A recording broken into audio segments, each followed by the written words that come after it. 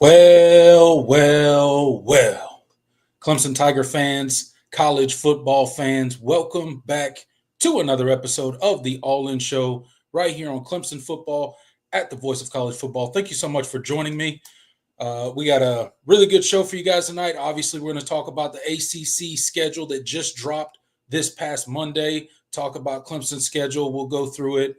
We'll talk about the games, talk about the bye weeks, potential trap games, potential difficult stretches within the schedule. We'll talk about all that tonight. Talk a little bit about the Senior Bowl, about the Shrine Bowl. Got a couple Tigers out there trying to put some good tape out there and grow their NFL stocks.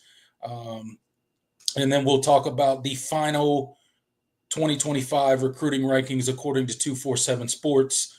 And we'll go through our thoughts on that and just give the finality of the 2025 class as we shift over to the 2026 class and start talking about them in the near future right here on the channel. But before we get into tonight's show, if you're not subscribed to the channel, please go ahead and hit that subscribe button for us. It really helps us out. Again, on the road to 6,000 subscribers, and your help with that would be greatly appreciated. Share this video. This is a live video, so hit that like button while you're in there. It really helps us out, especially on these live videos. And then last but certainly not least, we have the Super Chat feature available for you guys. If you like what me and Jordan do here on the channel, go ahead and hit that Super Chat feature. It'll help what we do here, and it'll also guarantee that your comment and or question is read and responded to during this live episode. So without further ado, I'm going to bring on my co-host, Jordan Bowman. What's up, brother? How you doing tonight? Good, man. Good, man. Happy to be here. We are in the full swing of the off season. This is kind of like the dead period, sort of like sports wise in general. Because I mean, you have college basketball going on, but football is about to be over. The Super Bowl is next week, and everything else is, kind of on pause. I mean, right. I haven't even really kept much up with the NBA. So I've had some time to kind of expand my horizons as far as my entertainment is concerned. I started watching The Wire this week. So, that was fun, especially with the basketball, Clemson's basketball team having a week rest. People kept telling me I had to watch it. I was really little. I think it came out, like 2002? I was very little when it came out, so to make some of y'all feel old. But so I started watching that this week, and I've already seen The Sopranos, so that's the other HBO show that everybody praises to death. I've seen it. It is really good. It is a good show. But that's kind of been the summary of my week. That and work, but I've had some time to wind down, so it's been kind of nice and not devote my life and my mental health towards Clemson football, and the basketball team is rolling, so things are good, and we're getting ready for college baseball season here. And that's right. I mean, tons of sports about to kick off for the Clemson Tigers. Obviously, baseball and softball. I think they're both doing their orange and purple games this weekend. So that'll be really cool, kind of the kickoff to the baseball and softball season. And then baseball's got a huge tournament to kick off the season. It's going to be pretty crazy. Obviously, basketball team took the week off, but doing well. Now in kind of the home stretch of the season before March Madness. So we'll see if they can hold it together and finish strong, and maybe even rattle a few cages down the way with Duke coming into town. So we'll see how that goes. But yeah, same here. It's been. I always hate when the college football season ends, right? And we kind of hit this lull period where you're in a recruiting dead period, so there's not a lot of news coming out about recruiting necessarily. You've already wrapped up the class that's really going to affect the next season. There's no real changes there. The transfer portal has kind of, the fire from that has kind of died down. So it's an interesting time. It's a good time to start a new TV series, as you mentioned. It's been a good week. Busy at work as always, but again, always look forward to coming on here to the All In Show, hanging out with you, talking Clemson football, and then all the people that get in our comment section and support us each and every week. Appreciate each and every one of you. And with that said, let me give a quick shout out to the comment section before we get into tonight's show. John Sarian, one of our OGs, one of our moderators. Tiggs is in here as well. Thank you guys so much for showing up. Appreciate you. Isaac Smith, Tiger Fan 24, Intelligent Savage 629, David Wood, and I believe that is everybody who has commented so far. So thank you guys so much for getting in here already. Looking forward to the show tonight. Yeah. Well, I guess we should just go ahead and dive right into it, Jordan. We got a couple things to talk about, and no time like the present. So first and foremost, we're gonna kick this off. Let me get our media up here so we can have a visual for all those folks out there following along on YouTube, so they can have a nice visual of what we are looking at and what we are dealing with. Again, this past Monday, the ACC dropped the full schedule for the 2025 season. So now not only do we know who we're playing, we know when we're playing them, we know where the bye weeks are going to fit in, home and away games, all that good stuff. So we kind of get a first-time real view of what the potential is for this 2025 Clemson roster based off the schedule that they have been given. Jordan, before we get into kind of going through this and talking about each game and kind of the bye weeks and where they line up, again, we're doing 2 bye weeks in college football again this season. That seems to have become the norm in college football now. Remember, that was a kind of a new thing last year, and it continues over to this season. But anything that really stood out or surprised you when you initially saw the release of this 2025 schedule for the Clemson Tigers? Yeah, I mean, a couple things. I mean, one of the things that we have been kind of, wary about was that we've been wary about for the last few years has been, bye weeks, because Clemson just in recent years has not played well off of bye weeks. And so like, where were those going to fall? Right. So as you can see, you get the bye week, you get your first bye week after Syracuse, heading into that North Carolina game on the road. That should be interesting. Dabo and Bill Belichick. And then your second bye week is coming off the SMU game at home, and it's another home game against Duke. So I think it's. I don't think the placement of the bye weeks is ideal. I would say. I mean, these are not particularly like advantageous. I would say.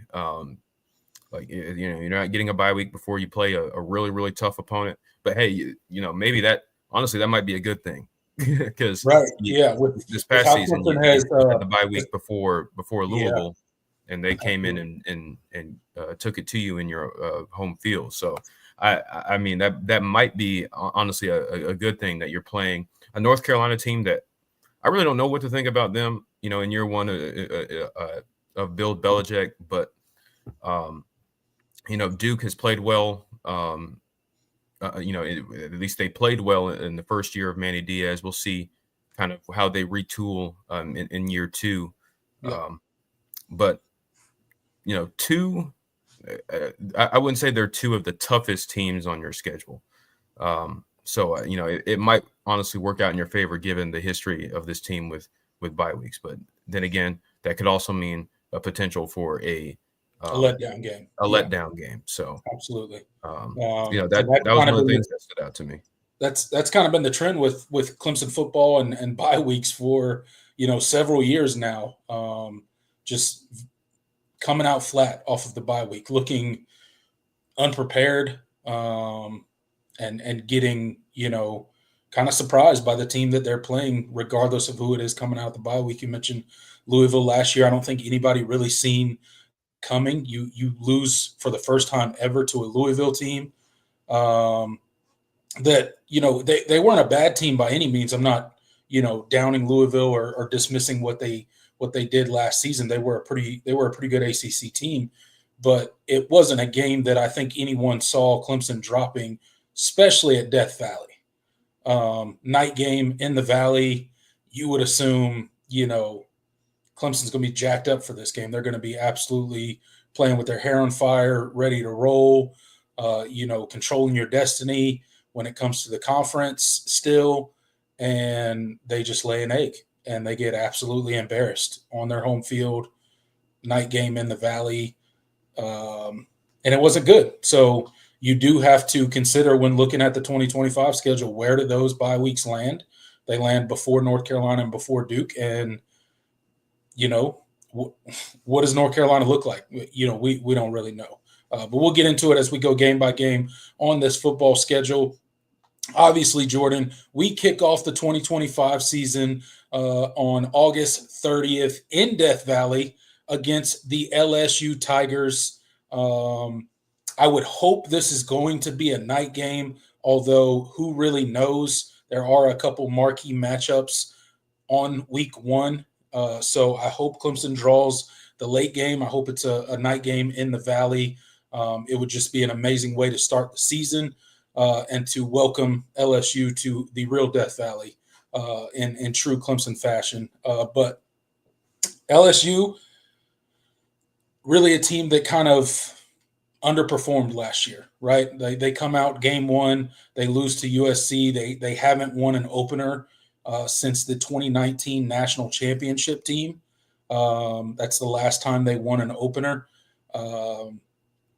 So that's something to note. But Clemson has lost 3 of their 4 openers lately. So we're not doing so good early in the season either. Again, we are playing some steep competition, obviously Georgia last year, but we're opening up with LSU. And this is a team that's, recruited really well under Brian Kelly. They got the number 1 transfer portal class under Brian Kelly again, heading into the 2025 class. So obviously bringing in some top talent via high school talent and the transfer portal.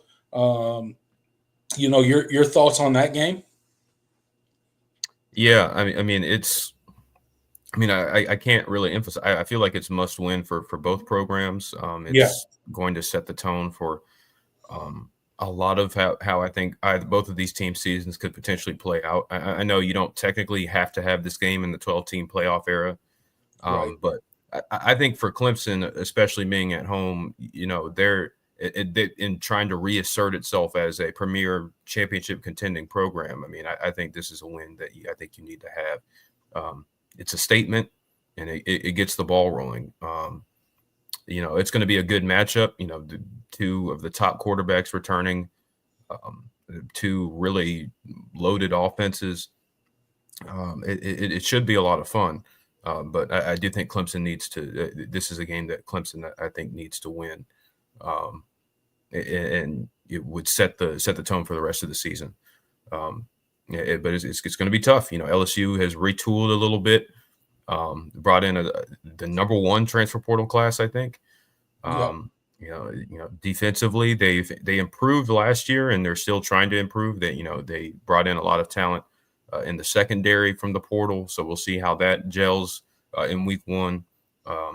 It's going to be a tough matchup, and I think also just for the narratives, Clemson, having going 0-3 against the SEC this past season, people that took that as an opportunity to jump on them and spin a narrative that Clemson just can't beat the SEC, which obviously when you go through the history of Clemson, especially under Dabo Swinney, playing the SEC has not been a true monkey on the back. They have been pretty successful, and the teams that they've been playing within the SEC have largely been, other than South Carolina, have largely been the top teams in the conference. People are going to use last season as a way to justify a narrative about what this team can be and whether they are capable of beating SEC teams. I think this team is absolutely capable, and they have as much talent as most of the SEC, most of the teams in the SEC. So But I think, like I said, I think this game is massive for narrative purposes, momentum for the season. You're playing another premier program in college football, and plus, it'd be nice to get a little bit of revenge for the last time these two teams met. So it'd be cool. Yeah, look, on all accounts, I think all the points you mentioned are very important when it comes to the start of the 2025 season. I don't think you can head into 2025 and start like you did last year, opening up against Georgia, where you really just fell apart in that second half, and it turned pretty bad pretty quickly in that second half. Right? This is you mentioned the 0-3 last year against the SEC. Fair or not, that's going to be used against Clemson on the national stage. Anytime they're talking about Clemson, it's they can beat up on all those ACC teams, but look what they did when they played the SEC, right? They went 0-3. So that there's something to be said there. You have to come into a fresh season, a new season, and you got to make a statement. And I think this game sets up really well for Clemson. I think they got a very good shot to win this game. Obviously, LSU is a good team, and they've retooled well through the portal. We'll see how all that works out. They have what is essentially the Heisman frontrunner coming into the 2025 season, and Garrett Nussmeier, tied with Arch Manning. So they return a great quarterback. Like I said, the first ranked number 1 in the transfer portal recruit class for 2025. So it's going to be a big challenge for the Tigers, but a challenge that I think they are up to, and I think it's important. I love that Clemson goes out here and schedules these big non-con games against Georgia and Auburn and LSU and all these other schools. It really bolsters our schedule, and it really tests our team and make sure that they're ready for when that playoff run comes, as we hope it does in 2025 again. So gonna be a fun one, and then we roll right into the month of September and kick off on September 6th with Troy. Not very much to say there. That's kind of one of those tune-up games, if you will, early on in the season. It'll be nice to have one of those games following what one would assume would be a very tough physical game against LSU. You get Troy, and you should not have too many problems buttoning that game up in a hurry. Yeah, Troy went, I believe, 4-8 last season. They're under second-year coach Jared Parker. This is not the Troy of the mid 2010s that gave Clemson a scare in Death Valley. Like this is not those. This is not that Troy team. They are not very good. So should be a tune-up game before you go against a opponent who has been garnering a lot of buzz, pun intended, over the past couple of years, and has beaten out Clemson on the recruiting trail and also in the portal a couple of times, and Georgia Tech on the 13th. This is the second. You're playing probably two of the top quarterbacks in the country. In 3 weeks. That's gonna be something. Yeah, absolutely. It's going to be it'll be interesting. So yeah, rolling right into the Georgia Tech game. This is going to be a tough game. This is at Georgia Tech. You're going into Bobby Dodd Stadium. Has been a place for Clemson historically that has not been the kindest place.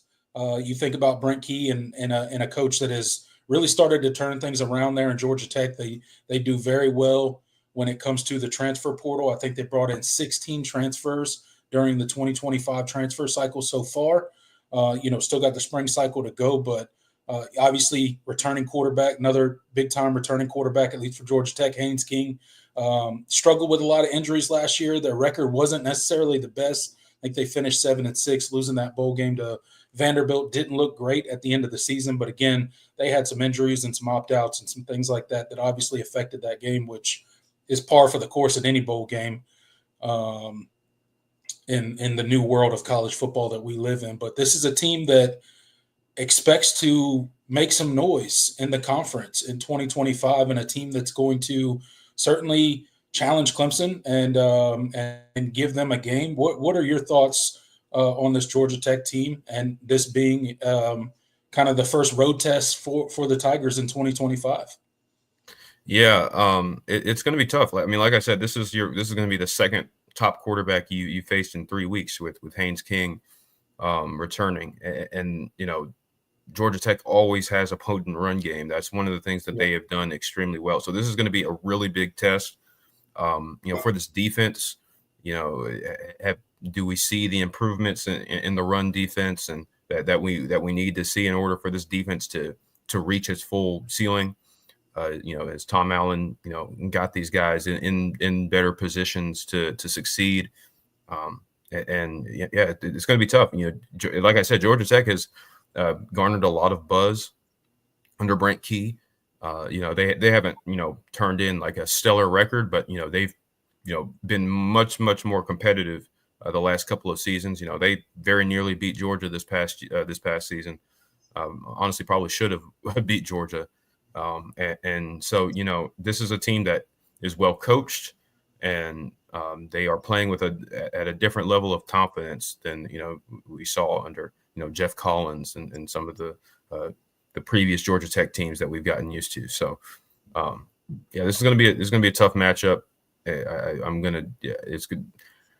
It's one that I think Clemson should win, obviously, but should win. But this is a team that will Clemson could stumble against early on if things are not where they need to be, especially defensively.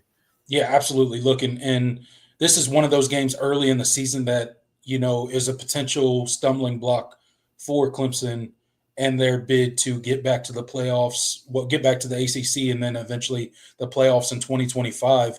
This is their first, big stumbling block on the road to that. Not that LSU is not, but again, that's not a conference game. This is. This is potentially, when you're looking at the overall schedule of Clemson in 2025, one of the ones that catch your eyes, this Georgia Tech game early in the season.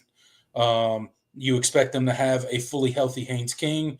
That early in the season, the roster should be, about as healthy as it could possibly be.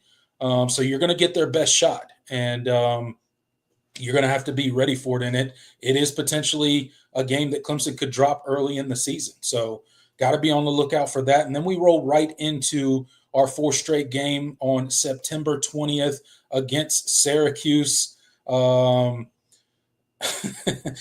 Brown finally gets a crack at Dabo Swinney after, quote unquote, gifting us a trip to the ACC championship game last year, although Clemson obviously went 7-1 in the conference, so they earned their spot there. But we did have a nice little assist from the Syracuse Orange in beating Miami in the final week of the season to ultimately propel us into the ACC championship game, which was huge. It was huge for Clemson. It changed the entire outlook that we have on the program currently. If Syracuse doesn't win that game, it's looking a whole lot different if you're a Clemson fan right now. So shout out to Syracuse for that. But this is a team that sort of surprised a lot of people last year, finishing the season 10-3.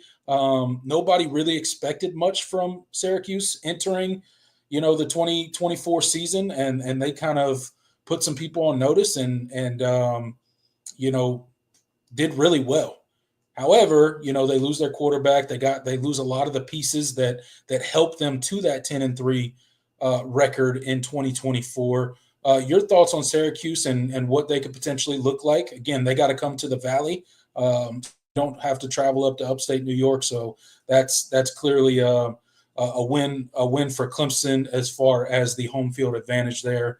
But what do you think about Syracuse heading into 2025? Yeah, I mean, they're interesting for all the reasons you mentioned. Year two under Fran Brown, obviously, and they were coming off an extremely successful, one of the most successful seasons in recent Syracuse history. Right. Finishing 10-3. Kyle McCord led the NCAA in passing yards. Had a really phenomenal season.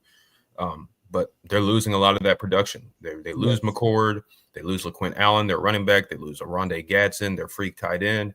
A lot of the pieces that got them to that point are gone. So how does Syracuse retool, and what do they look like? That's going to be interesting. And from the Clemson side of things, like it's you haven't played Syracuse under Fran Brown yet. And obviously under Dino Babers, Syracuse was a consistent, pain in Clemson's side. Not, we only lost to them once, but, you had, multiple scares and near losses. So, do they play at that level, in the Valley? Who knows? I never, at this point, I just assume Syracuse is going to be a more competitive team than they should be for no reason, because that just tends to happen when they come up here. But again, this is Fran Brown's, program now. Does that trend continue? We'll see. Yeah, it'll certainly be interesting to see how it shakes out when it comes to, are they able to replace all the pieces that they lost? I think they probably take, a significant step back in 2025 just based off of all the stuff that they lost. I don't know that they can quite retool or reload, if you will, like some other programs out there. Obviously, the transfer portal makes it a bit easier. But again, I just don't see them doing any better than that 10-3 record they had last year. I think they probably take a step or two back in 2025. All right, and that's the first 4 games of the Clemson slate when it comes to 2025. We're then going to roll right into a bye week, just like we mentioned at the top, Jordan. Clemson does not perform great coming out of bye weeks as of late. It started to become somewhat of a trend for Clemson fans to talk about during bye weeks is, hey, are we going to be able to, put a good product on the field heading out of this bye week? We did once. Last year, we had 2 bye weeks. We performed pretty well out of the first bye week, but the second bye week, obviously that loss to Louisville came. So North Carolina is a very interesting team heading into 2025, right? Did not do well in 2024, 6-7 record. Mac Brown gets fired. They move on from him. It was kind of a weird situation where at one point he quit and then didn't quit and then was fired. And obviously all that's history. Everybody's heard those stories. And then they make what is a interesting and I guess a splash hire in Bill Belichick. Obviously everybody knows Bill Belichick for being the Patriots coach and winning all those Super Bowls with Tom Brady and all of that stuff, and really has – not very many college football connections, but, takes the job at North Carolina, brings his son along as the defensive coordinator. His contract weird. There's stuff going on, talked about that. But again, a lot of changes coming to North Carolina. They rank 3rd in the ACC when it comes to the transfer portal cycle in 2025, bringing in 18 commits. So a lot of turnover there. They're going to be trying to piece together pretty much a brand new roster under Bill Belichick. How successful will he be in the college game? It is different than the professional game. You got the recruiting, you got all that kind of stuff. So we'll see long-term what it is, but still a very interesting matchup. And it is going to be weird to talk about Dabo Swinney going head-to-head against one of the best NFL coaches of all time, and Bill Belichick in week 6 of the college football season. Yeah, it's going to be something, that's for sure. It'll be must-watch TV. I can't wait to see where that game is slotted. Whether they that better not be a CW game. That's for sure. Who knows? I don't know what the slate is looking like for that week, but yeah. Not much to say there. North Carolina, they are retooling basically completely. You have no idea what to expect out of this team. No clue. You don't know what they're going to look like. What their philosophy is going to be on offense. How they're going to look from a personnel standpoint. no one knows what to expect. Luckily, we'll have several game tapes to look at heading into this game. So certainly a game that Clemson should handle. But again, you never know. It is college football, but fully expect Clemson to get the job done there. And then we roll right up to Boston College for what will probably be the red bandana game. They like to put Clemson on their red bandana game schedule. Again, that's not official yet, but you got a program there that's trying to find themselves. They were, playing the quarterback carousel a little bit last year, finally settled on their guy. Castellanos transfers out. So they're rolling with their new guy. So thoughts on Boston College? Where are they at? They seem to be somewhat trending in the right direction, but again, in my opinion, another game that Clemson should be able to handle on the road. Yeah, year 2 under Bill O'Brien. Their season was kind of up and down, and honestly, they didn't really have that tough of a schedule. But it's another team that is going to be pretty reliant on the portal this year. Not really sure what to kind of expect out of them.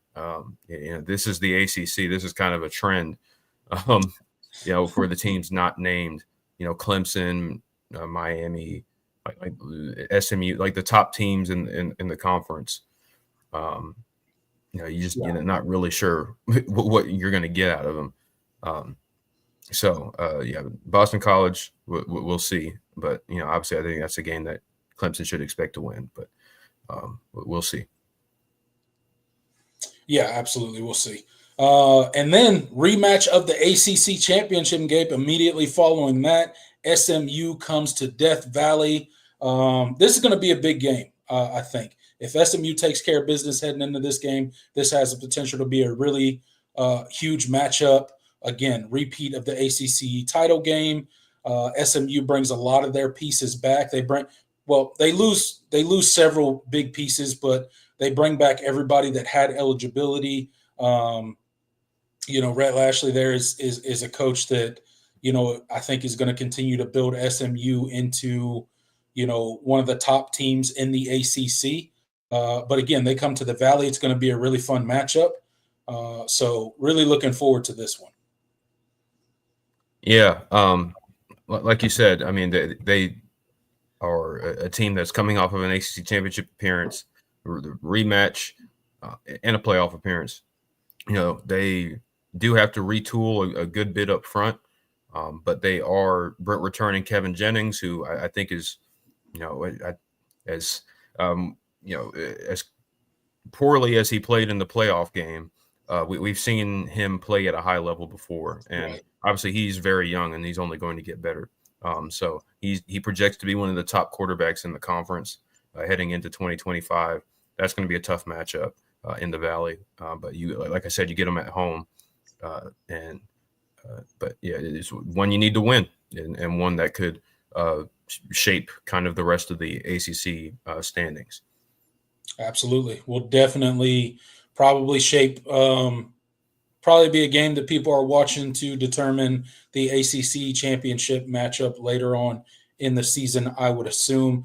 Immediately following that game, we have another bye week, our second bye week of the season. Those are kind of close together. I mean, I guess they're separated by 3 games, but got another bye week, and then you head our Duke comes into town, into the Valley to play you. Obviously Duke is a program that's, their coach bolts for Texas A&M. They're a program that, traditionally is not at or towards the top of the ACC, but still could be a tough matchup. They're probably going to have a really good defense again this season. We'll see what they can get done as far as developing the offensive side of the ball. But again, going to be a really good matchup in the Valley. We'll see, if we can hold it and put a good performance out on the field following the bye week. Like we said at the top, bye weeks are scary for the Tigers because we don't always we don't always come out of bye weeks and take care of business. Even though this is a game you should absolutely win. Nothing is a guarantee. Nope, it's not. And we'll see how things shake out. Malik Murphy, obviously transferring out of Duke was strange. And they go and get one of the top quarterbacks in the transfer portal, and Darian Mensah from Tulane. So Duke is a team that could potentially have a similar type of performance. I mean, I do think he's a very good quarterback. We'll see how he meshes in that system. But yeah, under Manny Diaz, well, really, under Mike Elko and Manny Diaz, the consistent thing has been that they're going to field a really salty defense. Yeah, defense. And I expect them to do that. So again, another game that could if you don't take them seriously and coming off of a bye week, that's a game that you could potentially stumble against. And right. That's losing 2 straight to Duke. That would be something. Yeah, that would be terrible. But a team that could potentially give Clemson some problems. You talk about the lows coming out of bye weeks for the Tigers. You talk about the defense that Duke fields. I mean, say we come out there, we start slow. That defense starts giving the offense trouble. They're not moving the ball real well. You could potentially see a game become a whole lot tighter than it probably should be. Yep, absolutely. So, I mean, it's going to be imperative that, you come out of that bye week focused and ready to play, because that's a team that you could stumble against, based off of, what we've seen under year one. We'll see how they, look as we get closer to the season and sort of their depth chart shakes out. And, but yeah, they're a team that's going to be interesting, could make some noise again, because, anytime you land a big time transfer quarterback, that does always have the potential to pay pretty high dividends. Yeah, absolutely. All right, and then rolling right along in the thick of ACC play, next up is Florida State on November 8th. They come to the Valley. We got some payback coming their way from the last game in Death Valley that did not go our way on the road to their 13-1 season there that they had. But again, this is a team coming off of probably, their worst season in I don't even know how long. A Florida State fan could put it in the chat of how long it's been since they've had a season quite as bad as it was last year. The wheels just fell off from the beginning, and they never really got rolling. Obviously, they brought DJU in as a transfer quarterback from Oregon State. That did not work out. And they really didn't have any viable quarterback that was really doing much of anything outside of him. Even as bad as he was playing, I don't feel like that they had much of an option. Obviously, he hurts himself, goes out for the rest of the season, and they finished with a 2-10 record. And again, they're leaning heavy into the portal. I think bringing in 16 portal commits in the cycle. They're going to lean heavy on portal guys in 2025 yet again. A mixed bag for Florida State when it comes to the portal. Obviously, they had that great 13-1 season, losing the bowl game to Georgia when they got left out of the playoffs for the final iteration of the 4-team playoff. But again, this is a team that I don't really know. I don't really know what to expect out of Florida State in 2025. No one saw a 2-10 performance coming from them in 2024. So it's hard to kind of, I guess, gauge what this team's going to look like. Do they strike gold again in the transfer portal and the pieces fit together and everybody buys in? Or do they not mesh like they did a season ago? I don't know that anybody really knows what to expect from Florida State at this point. But again, at the end of the day, it's one of the bigger brands in college football, one of the biggest brands in the ACC. It's always a huge game. Clemson, Florida State, it's kind of the marquee game in the conference when you think about the ACC. So still a big one in my mind, but I honestly don't know what to think about Florida State at this point in time. Yeah, they're going to be reliant on the portal again this year. That's it's always going to be a gamble. Mike Norvell has in the past he's had some great success with the transfer portal, but obviously this season was a big swing and a miss, and honestly the worst way.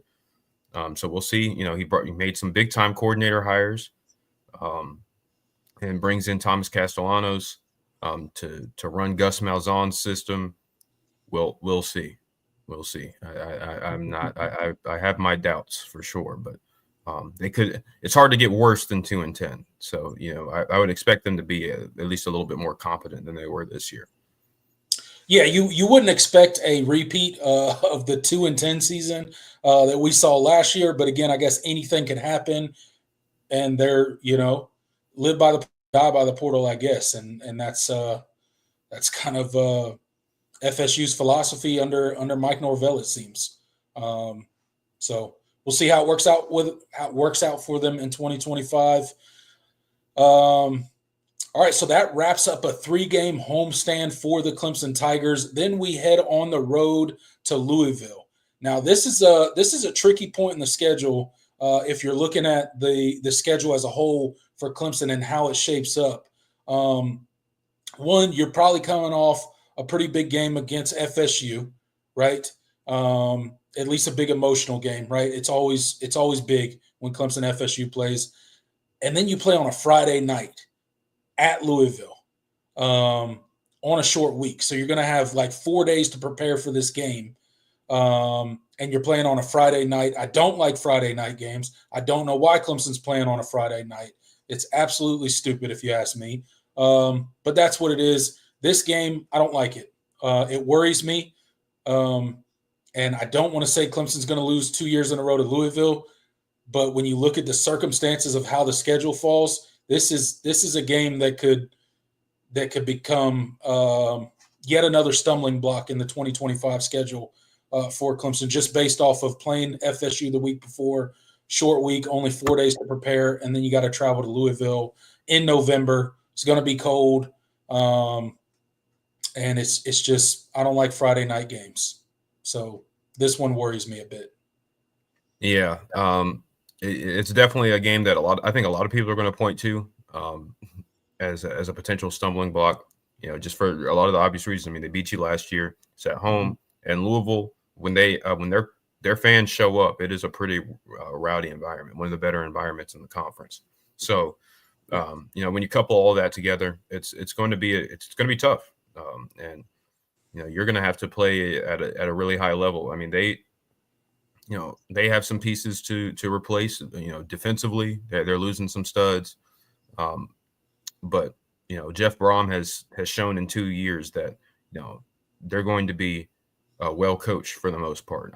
I don't know what that Stanford game was this past season, but no idea.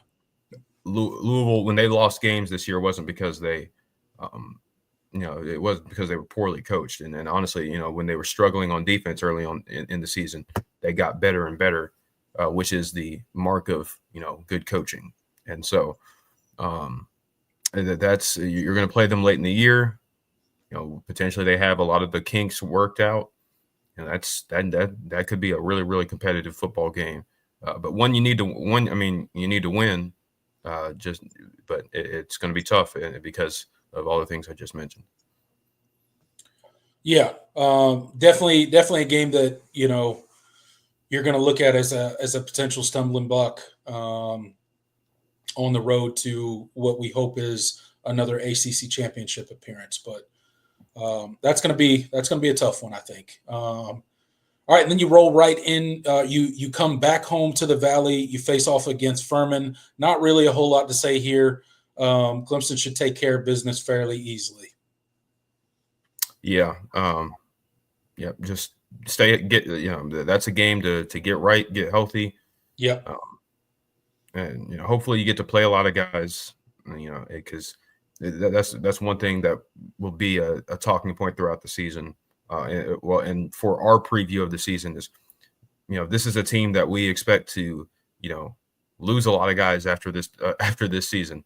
So, getting these opportunities to play a lot of guys in preparation for 2026 is a big deal. So hopefully, stay healthy and, get ready to play your rival, a team that you desperately need to get some get back against. Yeah, absolutely. All right. And with that said, rolling right into the final game of the season, November 29th.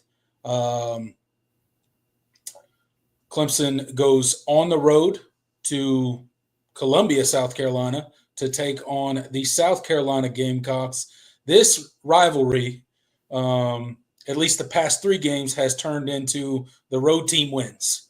Now, hopefully for the Clemson Tigers, that stays true, at least for one more season as we travel to Columbia in 2025. South Carolina is an interesting team. They obviously just gave Shane Beamer his contract extension. So that's, obviously he's been trending the program in a good direction. They do pretty good out of the transfer portal. Their recruiting is pretty good as well.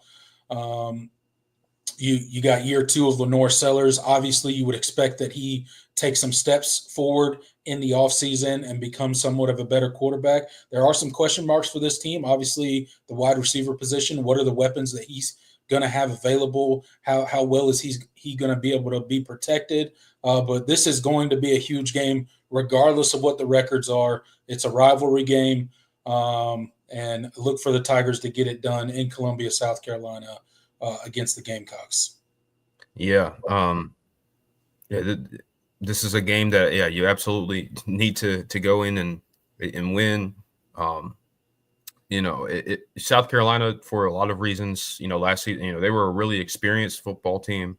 I know Lenora Sellers was young, but, they were a very old football team, particularly on defense.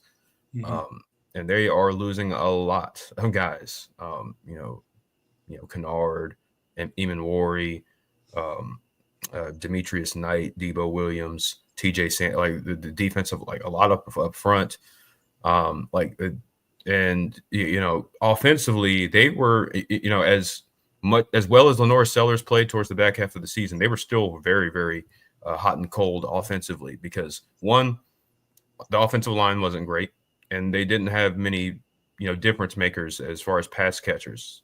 So it was up to Lenore Sellers and Rocket Sanders to kind of carry the run game. And they're also losing their tight end, Josh Simon, who I think was a really underrated player for them. That's, when you couple all that together and everything that Clemson is bringing back, this is a game that heading into the season, at least you would expect that you have the upper hand in this matchup this year. But Lenore Sellers is the X factor, and that's another test for this Tom Allen version of the Clemson defense is how do you play him this go around, because there were teams this season that were able to slow down Lenore Sellers. It wasn't like he was just on a tear throughout the entire season. I mean, Illinois was able to slow him down. So, it wasn't, he's not an unstoppable football player. I mean, he's a very, very, talented, quarterback. But, there were, and even through 3 quarters, Clemson did a good job of limiting him. But, when it came down to crunch time, you weren't able to get a stop. And that was the difference. And if you punch it in the end zone a couple of times, maybe we're not talking about that. But at the end of the day, they still needed to get a stop, and 3rd and 16. You give up the game-winning touchdown. So things like that. That can't happen this year. Ideally, you're up by more than 3 points or 4 points, whatever it was. But this is a must-win for all the reasons. Other than, of course, it's a rivalry, but for momentum, program momentum, your playoff hopes. The perception of both programs, that loss to them this past season was not ideal. It was, and we probably would have been talking about it more had Clemson not made the playoff. So getting a win, getting the upper hand back in the rivalry in terms of recent is a big deal. Yeah, can't be overstated. That's a huge deal. But overall, the Clemson schedule heading for the 2025 season is not your easiest of schedules, right? You look at it. There's several landmines, if you will, as you step back and just kind of look at the schedule as a whole. I'll pick a couple games that kind of stand out to me, and then you can do the same, and we'll go ahead and wrap this segment up as far as discussing the Clemson schedule. There's really 4 games for me that kind of stand out the most when I'm looking at this schedule, both how it falls within the season, and then importance of games as well. So obviously, first and foremost, the LSU game. You have to start the season off with a bang against LSU. You got to get a win over the SEC. You got to put that narrative to bed. And I think you have to you got to really assert some sort of dominance there. Not that you got to blow LSU out or anything like that, but you have to out physical LSU, I think, just to quell the narratives of where Clemson has been over the past 3 to 4 years, right? So I think that's a really important game. Obviously, the Georgia Tech game stands out because that's a tough road game early in the season. Georgia Tech is a program that's trending up. Brent Key's got them going in the right direction, and it's a potential loss for the Tigers early in the season if they don't come in with the right mindset and looking to take care of business. You will get beat in Bobby Dodd Stadium with a quickness because they absolutely will come into that game believing that they can beat Clemson. And then obviously the Louisville game, we kind of outlined it before, but coming off a short week after playing Florida State, I know Florida State was 2-10 last year. I don't expect Florida State to be 2-10 again in 2025, although I'm not saying they're going to play for and win the ACC championship game either, but I do think they'll be much improved. So coming off of that week, 4 days to prepare, you got to go on the road to Louisville. It's going to be a night game on a Friday night. That game worries me. Clemson's going to have to be up for that game. It's going to be a tough game regardless, I think, for the Tigers. And then to finish it out, the South Carolina game, you just mentioned all the reasons that it's super important, but you got to get back. Payback time. They beat you in your stadium this past season on some really boneheaded coaching decisions, in my opinion, is the reason you lost the game. So we got to rectify that in 2025. And then move on to that ACC championship game. So those are kind of the top 4 games that stand out on this schedule the most to me. What are your thoughts, Jordan? Yeah, I mean, I think you kind of summarized it. I mean, those are kind of the games that I think we're going to have circled at SMU as well. But I think starting off with a bang is probably the most important, or arguably. Now, if you ask me as a fan, if I could guarantee any win on this schedule, I would want the South Carolina win. But that's just for that's for hatred reasons.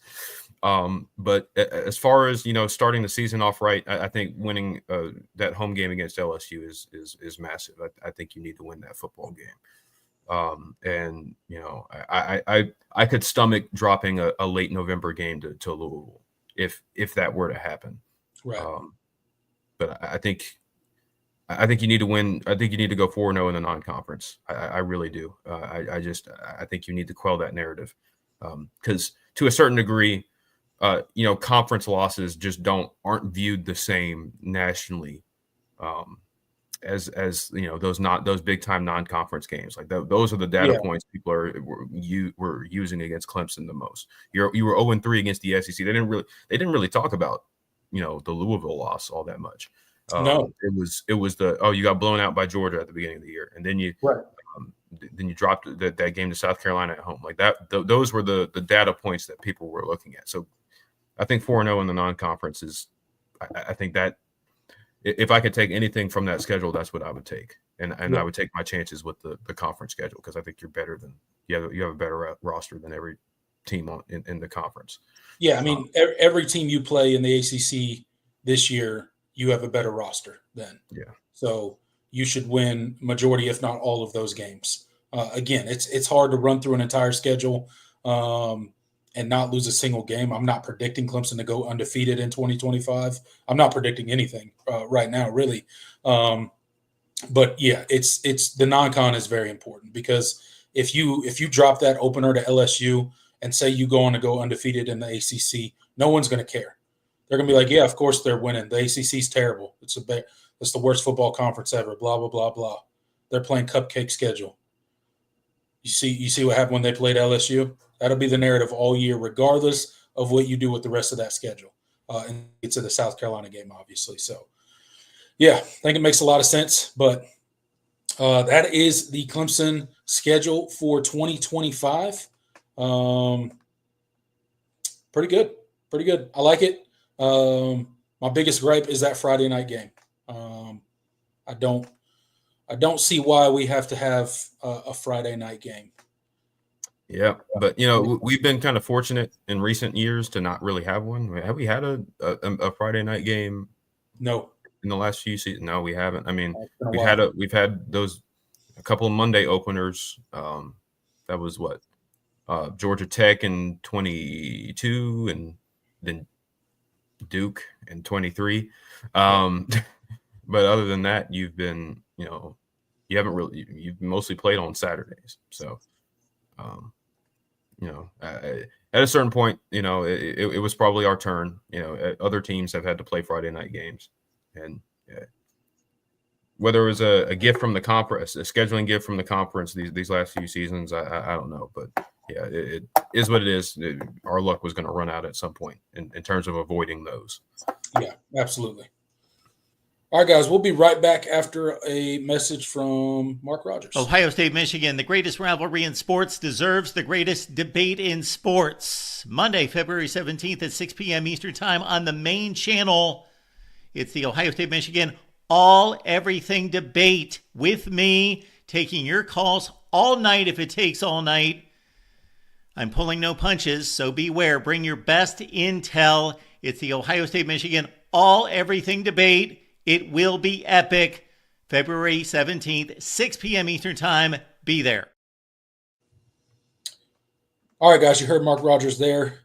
February 17th, 6 p.m. Go show up and let them know that the guys over on the Clemson channel sent you over there. Another show to highlight before we move on the move every Tuesday at 1 p.m. on the new transfer channel, The Voice of College Football. Go check it out. On the move every Tuesday, 1 p.m. Eastern Standard Time. Thank you guys for that.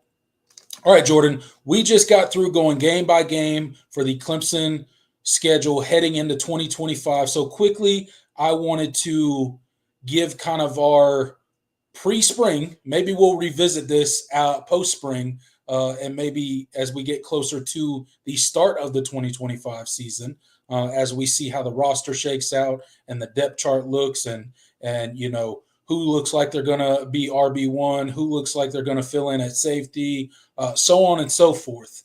But as of right now, January 29th, 2025, Clemson's ceiling, Clemson's floor heading into the 2025 season.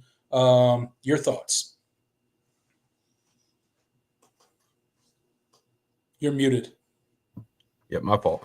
A good question. Obviously you and I both have, pretty, we think pretty highly of this roster and this team and how it's shaping up early on for 2025. This will be a good way to kind of gauge kind of what we expect out of them.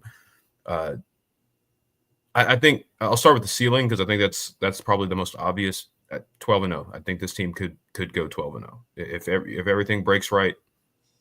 You can win absolutely every single game on the schedule. Yeah. There's not a team that I think is necessarily better than you in terms of talent, returning production, all of that. So that doesn't mean that's my prediction. That just means I think they can win they can win every single game. This team is good enough to be a 12-0, front runner for a top seed in the college football playoff type of team. The floor is where it gets interesting, because, when you look at, where we have question marks about this team, what is the running back situation going to look like? Yep. Who fills in? At linebacker and safety, how does the defense gel? Are we going to see improvements in the run defense that was so porous for most of last season? If it's a bigger project or rebuild than we think, then and the defense especially doesn't take that next step, or Clemson stroke isn't as potent offensively because they can't run the ball, things could be a lot more shaky. I'd say the floor is probably 9-3, 8-4. I kind of want to lean the 8-4 because I just this team just went 9-3. So clearly they could, and then clearly they could do worse potentially. But I'll stick with 12-0, 9-3 because I feel like that's 8-4. If I give too much of a range, it's kind of cheating. It's like, well, if we go like 8-4, I'll be like, hey, well, I said we could have gone 12-0, and we could have gone 8-4. Right. So I'll stick with 9-3. I think that's the floor for this team if things just do not go well. But I definitely expect better than that. 100%. This team absolutely could potentially win every single game on their schedule. Yeah, no, I agree, and I'm right with you on the ceiling and the floor. 12-0. You look at that schedule we just went through game by game. Clemson, from a talent standpoint, from the changes that we've seen on the coaching staff, if those things mesh together in 2025, you could 100% see a world where Clemson runs the table in the regular season and win every single one of those games. And then, to that same point, there's also a world out there where Clemson probably could go 9-3. I think that would be a disappointment for Clemson to go 9-3 in 2025. You bring all of these guys back. You really kind of it felt like a circling of the wagons for the Clemson roster, if you will. Everybody kind of comes back. You even get DeMonte Capehart back, which we thought was zero option that was happening. You get a Wade Woodaz back, a Cade Klubnik comes back, Antonio Williams come back, another huge player. So you get a lot of your bigger guys that could have went to the NFL, chose not to. Really, the only people that you lost were people that were just out of eligibility. Everybody else came back. So it feels like one of those seasons where you got a lot of veteran leadership on this team. Yes, you have some holes at safety. It's going to be interesting to see how the linebacker room shakes out outside of Sammy Brown and Wade Woodaz. Does Will Helt step in and perform the way that we hope he's going to? Is he going to be ready to be day one starter from the jump? We expect that, but again, that's not 100% guaranteed, right? How does Jeremiah Alexander fit into this defensive front?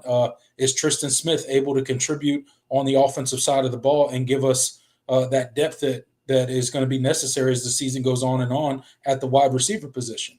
We've seen every single year we've lost a key pivotal wide receiver every single year. 2 years ago, it was Antonio Williams. A year ago, it was Tyler Brown, right? Chances are there's going to be another one in 2025 that we're not expecting right now that's going to be completely taken out of that rotation due to injury. So a guy like Tristan Smith could be really pivotal. And then you think about your freshman coming in, right? A Gideon Davison. Is he going to be ready to fill that RB1 spot? There's a huge hole left by Phil Maffa. The past 2 seasons, you've lost some really great running backs in Will Shipley and Phil Maffa. Shout out to Will Shipley for that. Shout out to Will Shipley. Yeah. That he had last week. We'll talk about that a little bit later. Maybe when we get to the comments. But there is a lot of questions. But there's a world where 12-0 is a thing, a realistic possibility for this Clemson Tiger team. 9-3, I think, is the floor. I wouldn't go any lower than that, because any lower than that, I think, would be a catastrophic failure with the roster that you have and the schedule that we just went through. I think any more than 3 games would be an absolute failure on all parts when it comes to Clemson. And I think realistically, you should expect somewhere in between that 9-3 and 12-0, right? I think Clemson probably lands somewhere, 10-2, 11-1. I don't. If I had to predict today, I wouldn't pick them to run the table. I'd probably predict them to go 11-1 or 10-2, somewhere in there, right? But again, I have a very high expectation heading into 2025 for this team because of all the reasons I just stated, all the people coming back, all the talent that's going to be available on this roster. And I think Dabo Swinney has pulled the right levers when it comes to the coaching staff in recent years, that they're going to be able to figure out these holes. And I have no reason to expect any less than ACC championship game appearance and college football playoff appearance in 2025. So that's kind of where I'm at. We'll see how it shakes out. It's a long off season. We still got all of spring to get through. Then we got the summer, and then obviously fall camp. So we'll revisit this at a later time. But right now, I'm with you. 12-0 is the ceiling. 9-3 is the floor, which is a really good place to be. Yeah, I mean, absolutely. And again, we think really highly of this team, but there's still some questions. And you mentioned it. We didn't even talk about the special teams, talking point as well. So this team is not complete by any means, but I do think this is the most complete team that they've had in recent years, and that should come with it high expectations. Yeah, absolutely. I think Tiggs Cat really wants to talk to us. He keeps trying to get in here and give us some sort of message. I don't really speak the language that he's typing in, so. I can't really respond. Maybe Tiggs can translate for his buddy there. Yeah, this is something. Shout out to Tiggs Cat though. Thanks for sound like we got a new fan. We welcome all here at the All In Show. Yeah.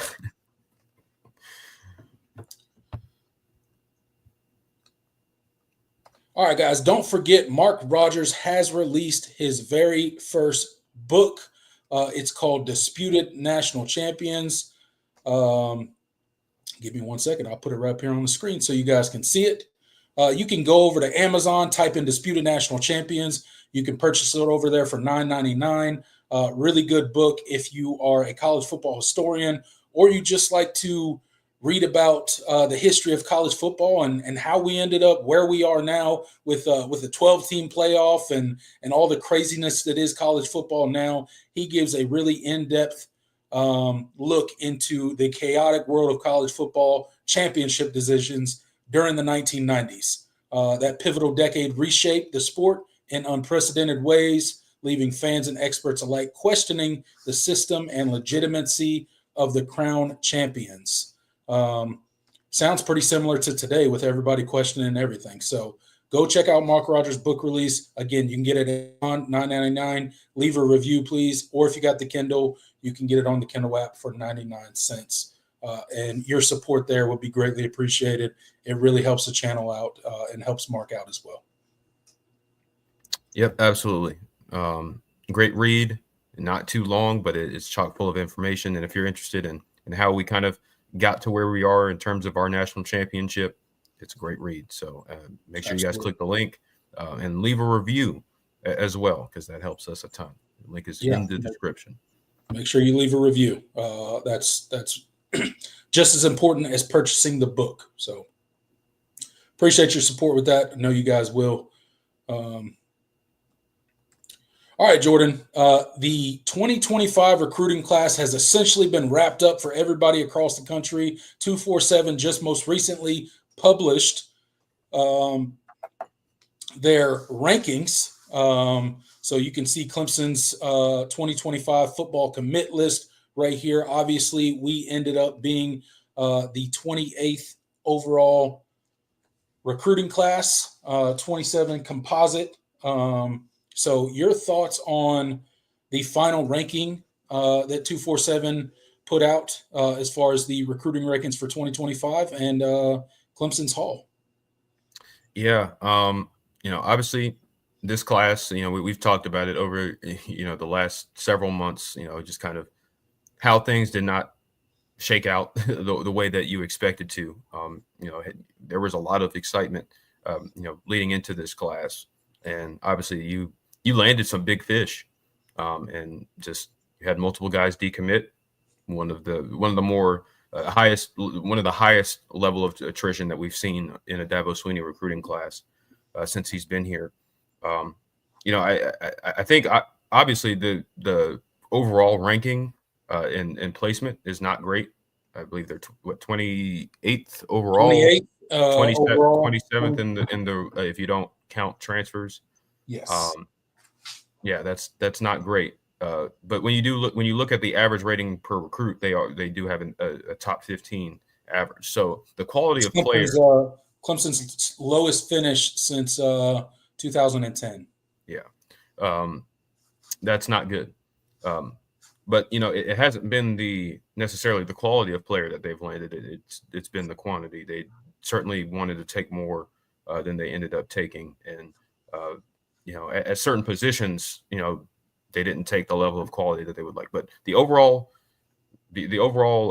ranking is not great. But the quality of player, the average, if you look at the average rating per recruit, you're still top 15. So it's not like you're just you. And I do like a lot of the players in this class. A couple of guys got some big time bumps. I wanted to talk about that. Amari Adams, obviously your number one overall rated recruit in the class. He jumped to 7th overall in the top 247 rankings. That is a 16 spot jump, from 23rd to top 10.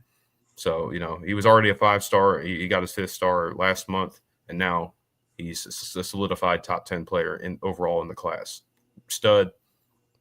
Just watching him at South Florence, like the guy was getting double teamed, like most of his career, and sometimes triple teamed, and he still finished with I think like 6 sacks this year, 13 tackles for loss. Absolute stud. Showed out at the All-American game a couple weeks ago. Stud. Excited to get him on campus. We'll see how much he gets to play because he's coming into a pretty talented defensive tackle room, but really excited for his potential. And he was rewarded with a top 10 ranking, number 7th overall. Braden Jacobs had a 4-spot drop. Not really anything. Not his rating didn't change at all. Just a couple of guys got bumps, so he dropped from 51st to 55th. But still top 100, offensive tackle. I think he's a guy that could potentially be in your 2 deep in year 1. That's how good I think he is. He's one of the more ready-made tackle prospects I think Clemson has had. And think of a guy like Blake Miller. Like I think he's that ready to play. And he's a guy that could help you potentially this year. Gideon Davidson, no change. Marquez Henderson got a 6-point jump. He's listed by 24/7 Sports as a running back. Obviously, he will count towards the receiver numbers for Clemson, but he is 205th overall. And I don't believe the other guys got any particular bump. They stayed the same the rest of the class. Really, the most notable guy being Amari Adams, making that big jump into the top 10. Elite recruit, and massive that you were able to hold on to him. He had pulls from a lot of other schools, notably Georgia, of course. South Carolina was very much wanted him, but he never really entertained anybody else once he committed to Clemson. And those types of recruits, especially at the caliber of him, especially when his stock jumped so much his senior year. Sometimes it's hard to hold on to those guys. And so that, him coupled with Mekhi Williams-Lee, I think those are 2 really high ceiling type of players at defensive tackle. And Ari Watford, see Isaac asking about Ari Watford and why he dropped so low. Yeah, I don't really get it either. That's one I have not been able to understand. He went from a top 50 player in the class to barely inside the top 200. I can't really explain it to you. I don't know. I think that kid is going to be a stud. I think he needs to get bigger. That's my only complaint. He's not. I don't think he's physically ready to play, and obviously tearing his ACL didn't help. I think that's probably what I would point to. When guys get hurt in their senior year and they don't get as much tape, they just drop them. I don't know. Yeah, but yeah, that's one I don't understand, because I think his tape screams top 100 kid to me. So I don't know. that one I'm not going to understand. And but ultimately, you can't get hung up on rankings too much at the end of the day. If you like a player, you like a player, and I feel like Clemson loves what they have in these guys. And a guy like Gideon Davidson, I would have him as I think he's the best running back in the class. But they don't see it that way. But I feel I know what they have. I know what Clemson has, and so and that's kind of the mentality you have to have. These guys obviously they trust their evaluations and all of that. But if you think a guy's good, do really really good, you shouldn't let that affect you. So that's the reality. I can't get hung up on rankings. This class was what it was. No, you have, but I do think you did pick up some really really good football players and guys that'll help you in the future. Some developmental guys, some guys I think that might could surprise and play early on. And you landed a quarterback, which was a big deal with some athleticism and potential, and Chris Denson. I mean, this is not a bad class. I think that's one thing that people are going to be frustrated with. And I don't think this is a great class by any means, but I think you did, you did fill some needs in a year where, you were able to afford a class like this because you have so much coming back. So you're not going to be relying on these guys to come in and be contributors right away. So, down the line is something we'll talk about. And obviously you might have to in the future supplement with some portal takes. But for now, I think you got some guys with some potential and guys that you'll be able to develop within the program, hopefully, as long as your retention model stays the same. Right. Yeah. Yeah. And I mean, look, at the end of the day, do you want Clemson sitting at 28th overall when it comes to the recruiting class? Obviously not. There's a reason this is Clemson's lowest recruiting class since 2010. I think it's second amongst lowest recruiting classes since Dabo Swinney's been at the helm. So this is not a banner recruiting class where you're, killing it. Clemson had 7 decommits this cycle. That was something that's never really happened at Clemson. Not to that level. Obviously, we've always had decommits here and there, but to the tune of 7 decommits, that's something that Clemson has not traditionally dealt with. And I think it was a wake-up call this past recruiting cycle. Obviously, Clemson's NIL was not where it should have been, not where it needed to be. And I think some of that has started to be rectified. You saw that with the retention of the roster following the 2024 season and all the money that was thrown around to retain the guys that we had and keep certain guys from leaving and going to the NFL. So I do think some of that has been rectified. But again, Clemson's got to become more competitive in the NIL market.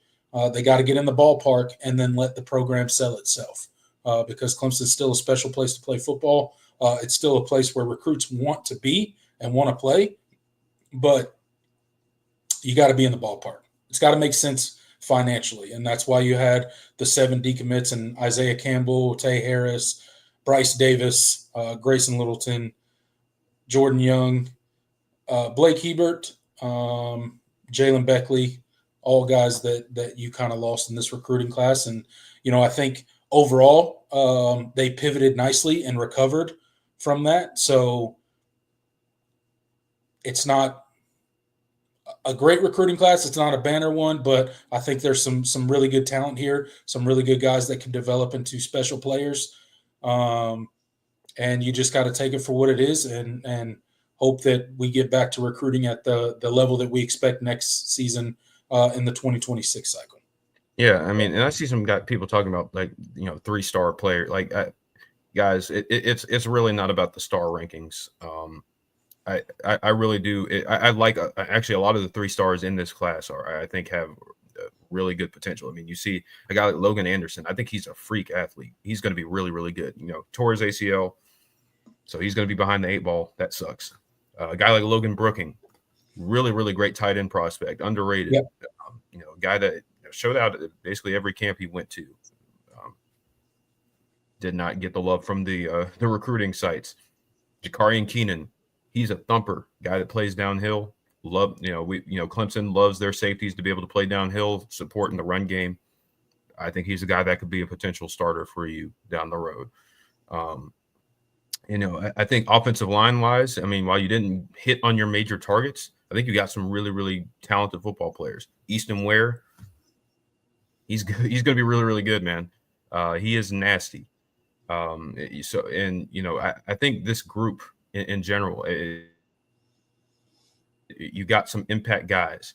I already talked about Braden Jacobs and Gideon Davidson. Like you have, I think these are absolutely Clemson caliber players. And so it's just about, it's the fact that you weren't able to hold on to the guys that you had in the class, the Isaiah Campbells, the Grayson Littletons, the Tay Harrises. Man, Tay Harris is going to hurt. I know that one's going to hurt. Like the Jordan Youngs, et cetera. Like those guys you needed to be able to hold on to and you weren't able to. And that's what has defined this class more so than the guys that are in it currently. Like I don't think this staff did a bad job evaluating. And the fact that you got them in the bag means that and got them in the fold initially means that it's not a recruiting problem. Like the guys are this staff is a very good recruiting staff. Yes. They're building those relationships, and they're getting guys on campus, and they are making a really, really strong impression. And you're seeing it right now in the 2026 class, and we'll talk about that down the road. But it's not this staff can't recruit problem. Like this honestly is a really, really strong staff of recruiters. It's the fact that you were not situated NIL wise. To necessarily, hold on to some of these guys. And in some cases, the demands that were made were just flat out unreasonable. I'm just going to say that out. That was a couple of these situations were ones where you flat out, like, it didn't make sense. Like, these were exorbitant numbers, like beyond the market value. Like at a certain point, you just say, okay, well, clearly this isn't going to work out. So, that's one of the things that Clemson had to be able to balance, and it bit them this cycle. You're Clemson. You're not Georgia Tech, who's willing to spend an exorbitantly higher, give an exorbitantly higher offer to Tay Harris, like unreasonably high. Right. Like at a certain point, like your job is not to acquiesce to every single demand that these high-level recruits are making. But you do have to be in the ballpark, like you mentioned. And so that's the point I'm trying to make, is that it's not about the players that you landed, because I do think this is a really, really good class in terms of good football players and a couple of really high caliber, like elite level players that I think will be big time players for you in the future. And more of these guys that'll be really, really solid starters. Like that's not a bad class. It's the fact that you just weren't able to land all of your top guys. And that was what was disappointing. Because you just weren't in a position to make those monetary promises. And so that's partly Clemson's fault, and partly, that's just what recruiting is now. And I don't blame Clemson for not acquiescing in some of these cases. So I don't think you just give in to every single demand that these 17, 18-year-old kids or their agents are throwing out on the table. And to your point, Clemson's NIL and their what they could offer monetarily wasn't in the position that it should have been for a big portion of this recruiting cycle.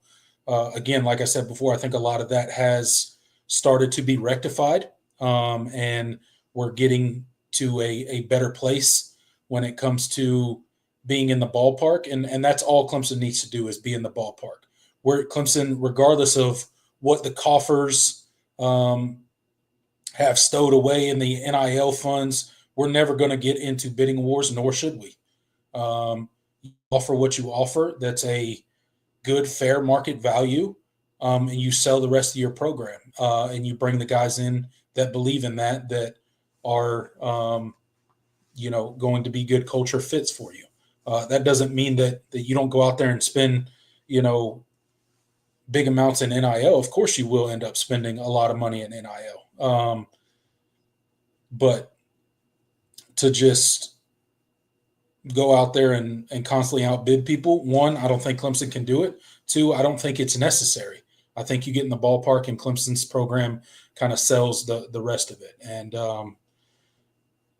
hopefully with the revenue sharing and maybe some guardrails being put on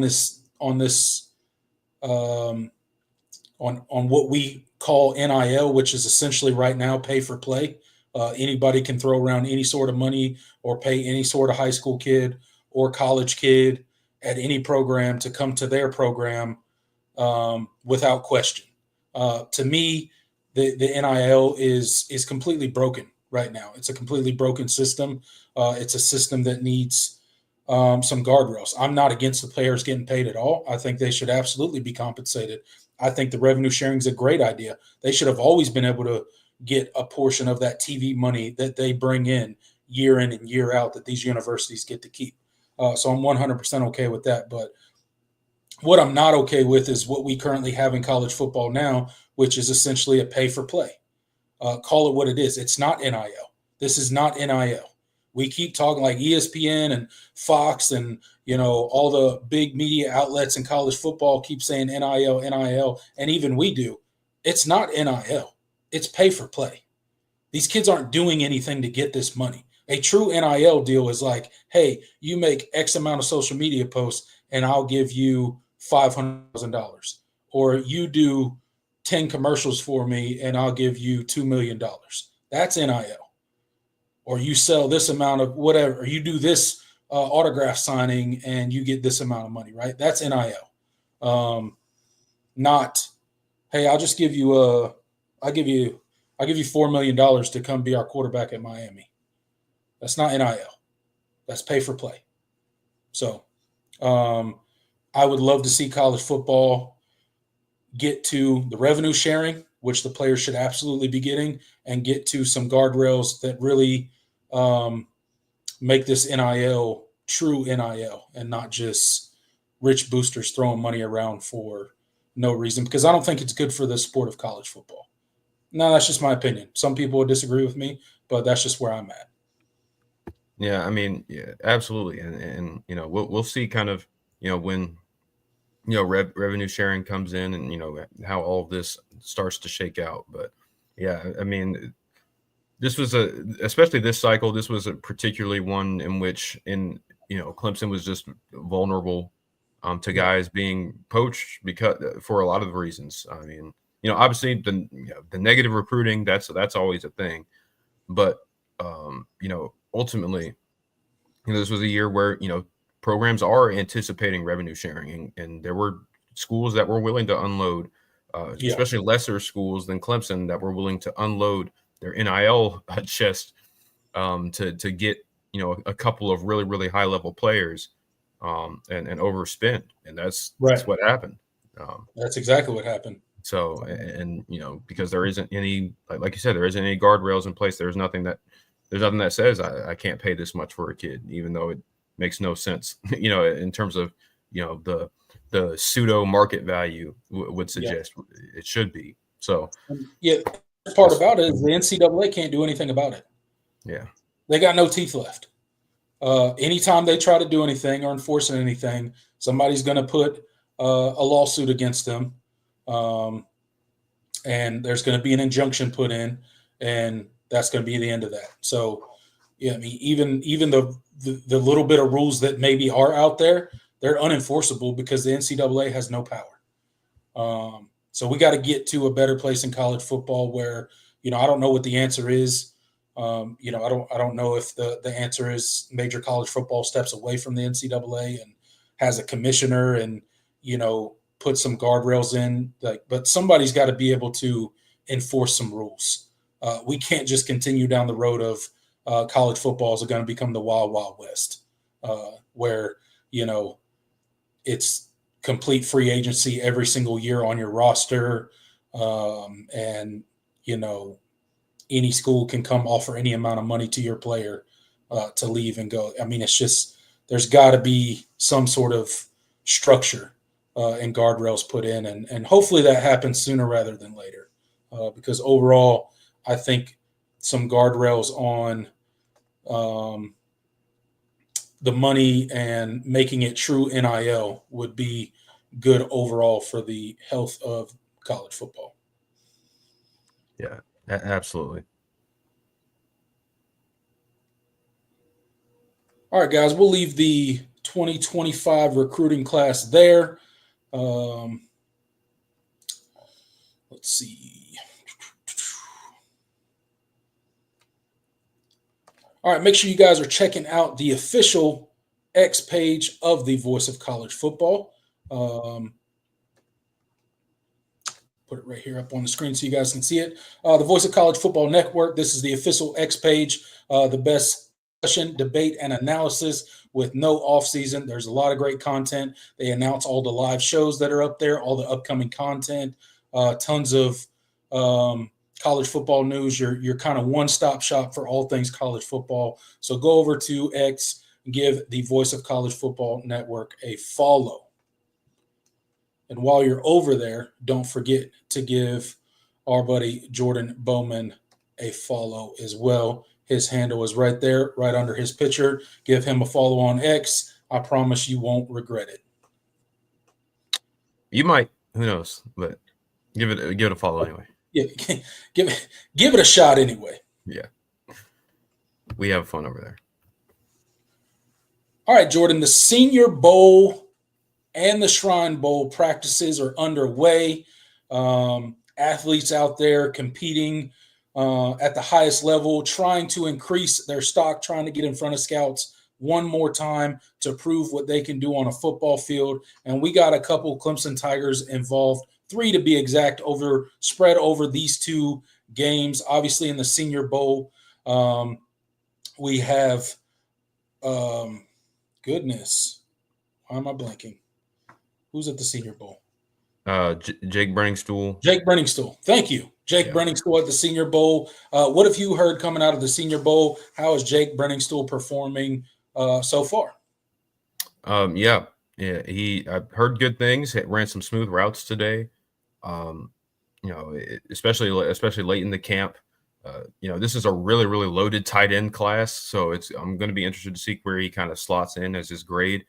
He weighed in pretty small. I think he was like 234. So that's probably going to be a knock against him. Yeah. But he obviously moves extremely well for his size, runs really, really crisp routes. The receiving talent was there. He had a really good day. I'm interested to see how much they knock him for the measurables and stuff. But he had a good day today, and he definitely impressed in a group that is, again, this is an extremely loaded tight end class when you think about it.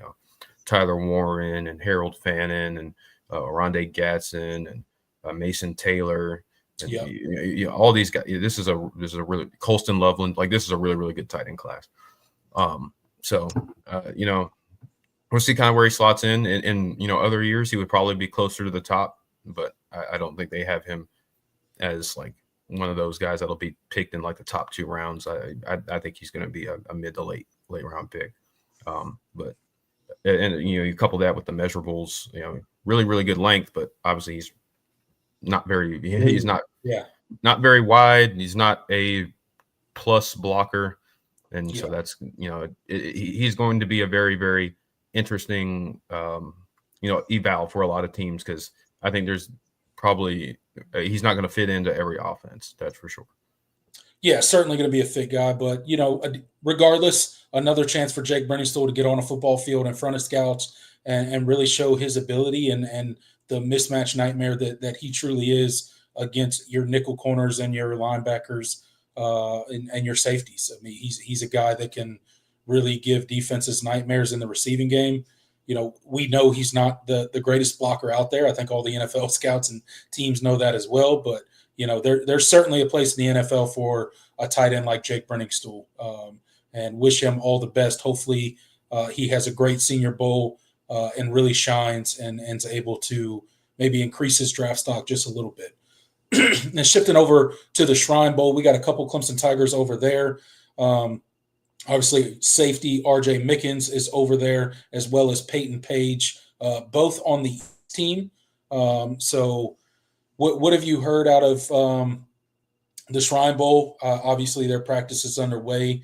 Any highlights for Peyton Page or R.J. Mickens, or any conversations at all about their performance? Yeah, Peyton Page had a nice couple of days. He's a guy that kind of jumped off to people, size, and the way he moved for his size. And I saw a couple of scouts, excited to kind of get into his film more because he's kind of an under the radar defensive tackle prospect. But I think he had a really good day, a couple of days. R.J. Mickens, I think, played really, really well, especially in one-on-ones. I believe he got an interception. He's going to be a guy that, I think I'll be interested to see because, obviously he's not the greatest athlete, but, when you play that well in one-on-ones and you're a guy that's not the most, traitsy guy, that I think that shows a lot. So I think he had a good day. I think he did himself a lot of favors. I see Intelligent Savage asking about Phil Maffa. Yeah, he was at the Senior Bowl or the Shrine Bowl. Yeah, did not work out. So obviously, dealing with the shoulder still, but he hopes to be healthy for pro day. So he was there to interview and weigh in. I believe he weighed in at 238. So yeah, obviously we know how he's a big guy. I think he might try to get down a little bit before pro day, but he's massive. So he mostly just showed up to interview with different teams and weigh in. But that was about it. Didn't get to work out. Obviously not healthy.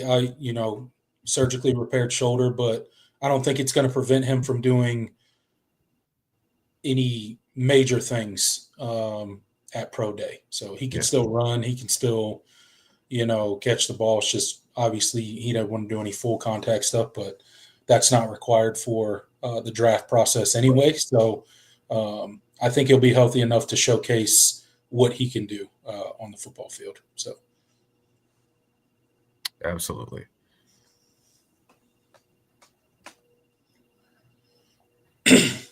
All right, guys, that does it for the planned portion of the show tonight. Thank you guys so much for being here. Really appreciate, trying to say words too fast. Each and every one of you for showing up. Got 36 people in the live chat right now. Make sure you guys are hitting that like button. Get us as close to 36 as you possibly can. I don't know what we're at right now. Somebody in the chat can tell me. But appreciate all you guys for showing up and showing out tonight. And with that said, we're going to turn it over to the comment section for a little bit and see what you guys are talking about. Yep, let's do it. Of course, if you want to make sure your comment is read, Super Chat feature is available. But we'll try to get to as many as possible. We had a couple starred from earlier in the show. William asked, are the coaches out recruiting harder this year than years past? I wouldn't say out. That's probably in response to there have been a lot of offers and visits that have gone on recently. Matt Luke seems like he's been everywhere. Garrett Riley has even been out recruiting. That was something Matt Luke. He's burning up the fuel, man. He's all over the place. Yeah, man. It's Dabo himself obviously has been really, really busy, been all over the place. I don't think it's a matter of the coaches recruiting harder, because I've never really questioned the effort of this recruiting staff. I just think they've been a little bit more proactive in terms of getting guys on. They have a really, really good lineup prepared for the elite retreat would have been, I believe, the 29th, 25th today, or to 25th. I don't know, something like that. But was rescheduled to March. I don't remember the exact date, but it was supposed to be this month. I think it would have been this past Saturday. Yeah, probably. Yeah, the 25th. The 25th. That's what I'm thinking. What it was originally scheduled for, and now it's going to be March 8th. March 8th, yes. So they have a really, really strong lineup. and more and more counting that is set to be there. I think they're just more proactive in terms of getting feelers out and getting these guys. You're not pushing for commitments right now, and you're not at that stage, but they have certainly been doing their rounds, and they've attacked this cycle a little bit differently. I don't necessarily think they're like recruiting harder. I think they're just I think they've retooled their strategy a little bit this year, and so I think you're seeing that. And this is a staff of guys that loves to recruit. Nick Eason has been out out on the all over the place, and Chris Rump. I already mentioned Garrett Riley. We he's a guy that we weren't sure was going to. We knew Tom Allen wasn't going to go out on the road, but they were still kind of unsure about whether or not Garrett Riley would. Garrett loves to recruit, man. He loves doing it. He said I didn't. He was like I don't want to stay. I don't want to stay in the facility. I want to go out and recruit. And so. For some guys, and that's how because for some coaches, it's like they don't love recruiting. Like it's a chore. Yeah, it's very difficult. It's very time consuming. It's very strenuous. But some guys they love going out and building those relationships, meeting with players, meeting with high school coaches, making those connections. And Garrett Riley is just one of those guys, and he's very deep. Obviously, he's very deeply connected in his especially in his areas of expertise, Texas and all that. Like it wasn't right for him. I can tell to stay and not recruit. So I think they're just attacking this cycle a lot differently. But I don't think it's necessarily they're like Dabo is pushing them harder. Like this is a staff that does enjoy recruiting and they do work hard. And these are really, really diligent recruiters. So, that's what I think it is.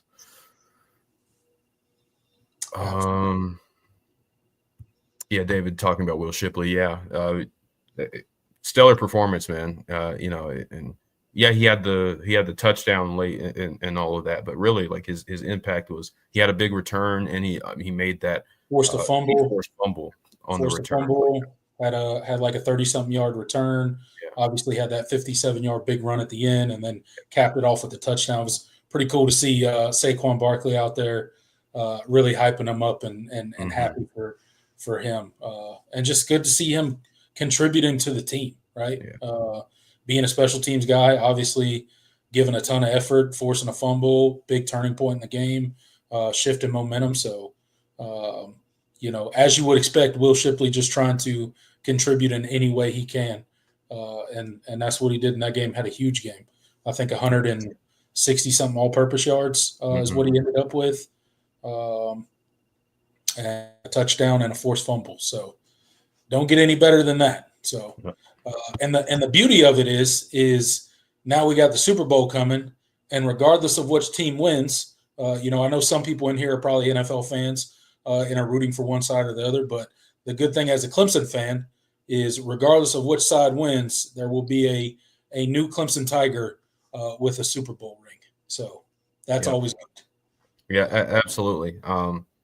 Spoiler alert, as much as I in a normal year, I would be rooting for the Eagles, I will be rooting for the Chiefs. D-Hop? I think Nick needs to get that ring, man. I would love solidify his Hall of Fame resume, all of that. Like I just and he doesn't, it's not like he has another 5 years left in the NFL. His time is quickly coming to an end in the NFL. So it would be really cool to see him finally get a ring because he has not been on the best teams. No, and he's not had the best quarterbacks for a lot of it. Yeah. So I'd love to see him have a huge game and win the Super Bowl. That'd be all right with me. I know there's a lot of controversy in the NFL, and the refs cheat for the Chiefs, and everybody's sick of seeing Taylor Swift and all that stuff. I could care less, man. I'm looking at it from a Clemson fan point of view, and the players that are on that team. But I know it's different for people that follow the NFL much more closely than I do. Yeah, for sure, and it just be good. Yeah, I want to see Nuke win that ring. And you still have Justin Ross on who got activated to. He's on the active roster. Yeah. So yeah, that'll be 2 Tigers right there that get a ring. And then I think Justin Ross had one from last year. Yeah. So it'd be his second Super Bowl ring. But yeah, that'll be cool. It'd be nice. It'd be nice to see D-Hop get one. Yeah, and the Tigers on the Eagles. You got Will Shipley, you got Jeremiah Trotter Jr., you got KJ Henry. They'll have plenty of time to win a ring. They're still fairly young. They're still fairly young. So Jeremiah Trotter and Will Shipley, obviously in their rookie seasons, and KJ Henry, only a couple seasons into his NFL career. So they got a little bit of time.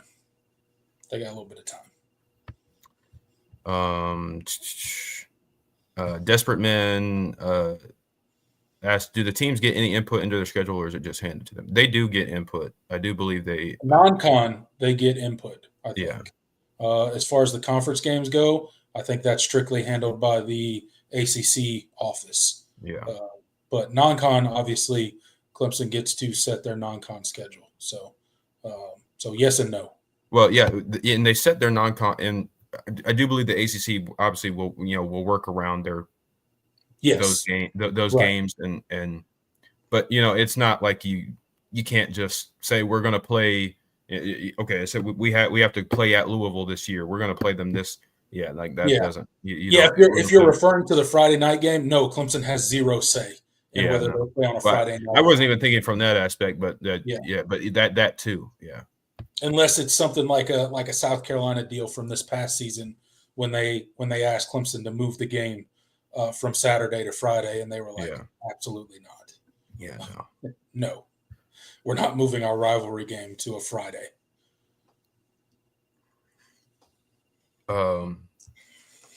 Intelligent Savage asks, who's the receiver again who used us to go to Ole Miss, who was somewhat of a lock for us? Dylan Alford. Dylan Alford.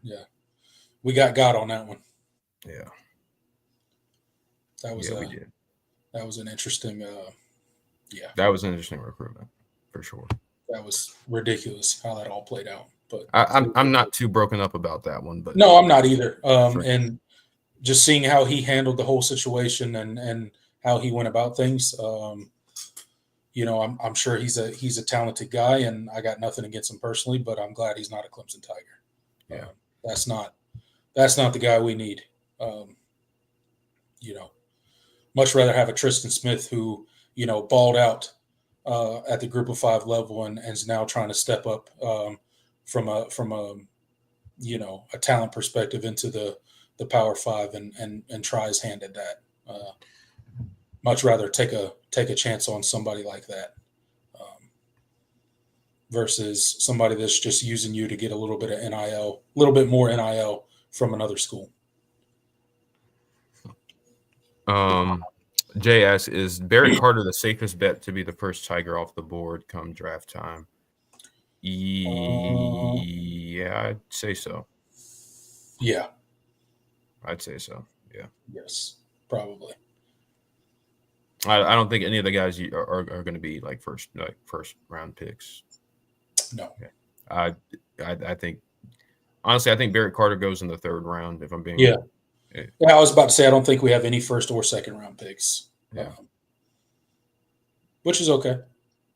So you didn't lose your best players. So next year will be different because Clemson's going to lose quite a bit next season, which just increases the urgency for 2025 because you are going to lose quite a bit of this team. Yeah, you could make the argument you have 4 first-round picks next year. Yeah. Mm-hmm. I think Peter Woods and TJ Parker are Peter Woods very safely first round. Those seem like first-round guys. I think Cade Klubnik will be a first Cade round. Klubnik, if he puts together a season similar to what he did this past year, he's probably going to be a first-round guy. if not a second-round guy. And I think Avion Terrell. Yeah. And then Antonio Williams would be up there too. He's not. I don't think with Antonio.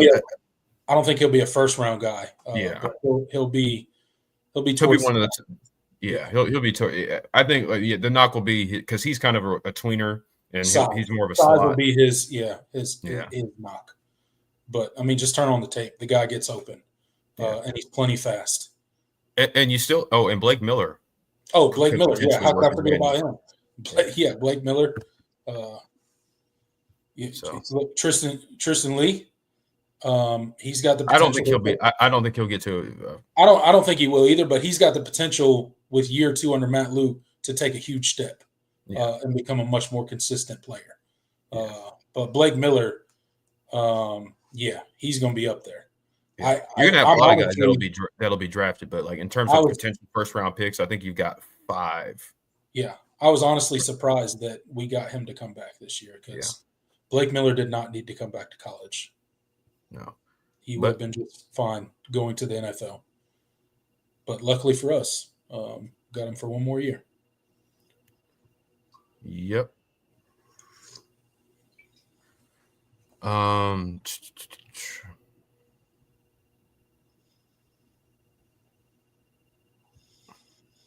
Tiggs asks, how is Tom Allen settling in at Clemson? Well, I mean, he hasn't really gotten a chance to really, work with guys. You're in the midst of winter lifts and stuff. Like he's still right now he's familiarizing himself with everybody. Yeah, he's learning he's learning who he has on the roster from a personnel standpoint and from just building personal relationships with guys, which is something that he highlighted in his press conference that was really important to him. So that's what he's doing now. As far as on the field stuff, we won't really know until spring practice gets kicked off. And then the limited access that the media has, I'm sure we'll hear some stuff from,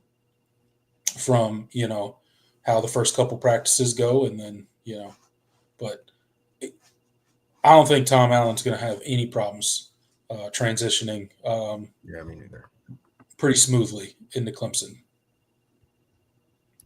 100%. Intelligent Savage says Green, Patterson, Mayo, Jamal Anderson.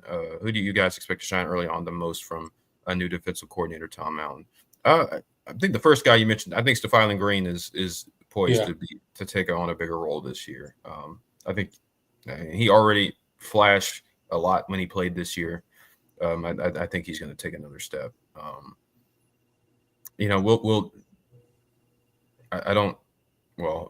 Patterson. Yeah, I guess he's talking about Zaire Patterson at defensive end. I don't expect anything there. Yeah, Mayo's interesting. Mayo is interesting. We'll see kind of where he is physically because that's where he needed the most to improve the most. Was he needed to build that lower body strength. And hopefully he's done that to this point and can really take off in year 2. So because it would be nice for sure to have some more security at defense. To have some like actual depth behind the first 2 guys because obviously you know what you got in TJ Park. You think you know what you have in Will Held, at least how he's performed at Purdue. So you expect him to come in and be somewhat of seamless transition there. But past that, it's like, you need some guys to really, really take a couple steps forward and become some really quality depth. And Mayo's definitely got a shot to be one of those guys. Yeah. The potential is really high for them. People talking about the Chiefs. I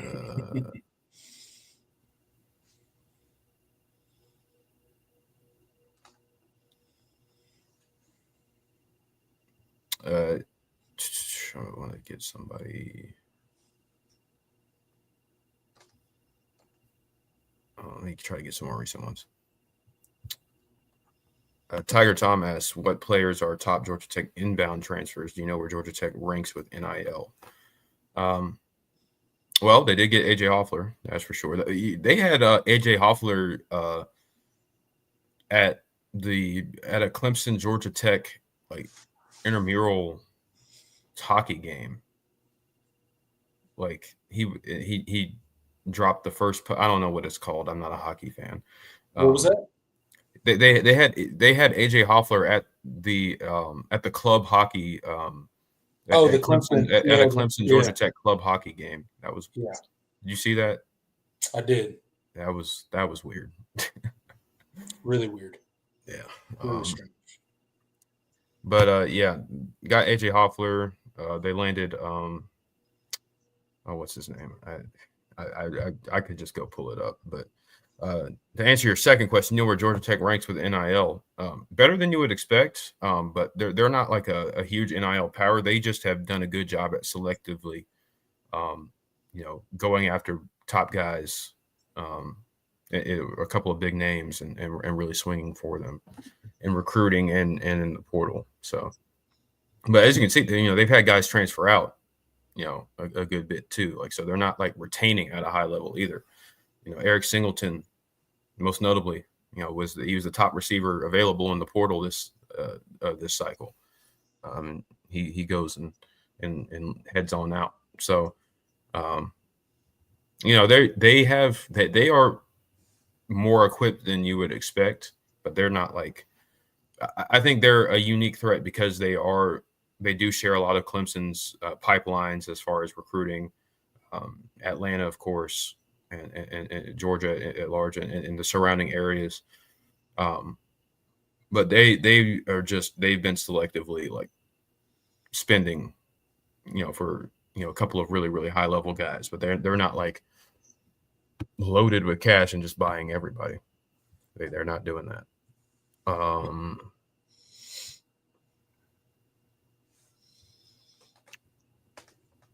Let's see. Intelligence Savage says, what's y'all's way too early ranking coming into the season for our Tigers? Within the top 10 or what? Yeah, I mean, I would expect within the top 10. I think Clemson should be a consensus top 10 team with what they brought back. They were a playoff team this past season. The staff changes, the portal additions. I mean, I think they probably shake out somewhere in like the 7 or 8 range, I think, coming into the season. Yeah, I see some people have. I've seen some publications that are high on them, some that are lower. Yeah, but I think Clemson is squarely in the top. Should be squarely in the top 10. Yeah, I mean, you look at most of your way too early top 25 rankings that everybody likes to do this time of year. Most of them, Clemson is inside the top 10.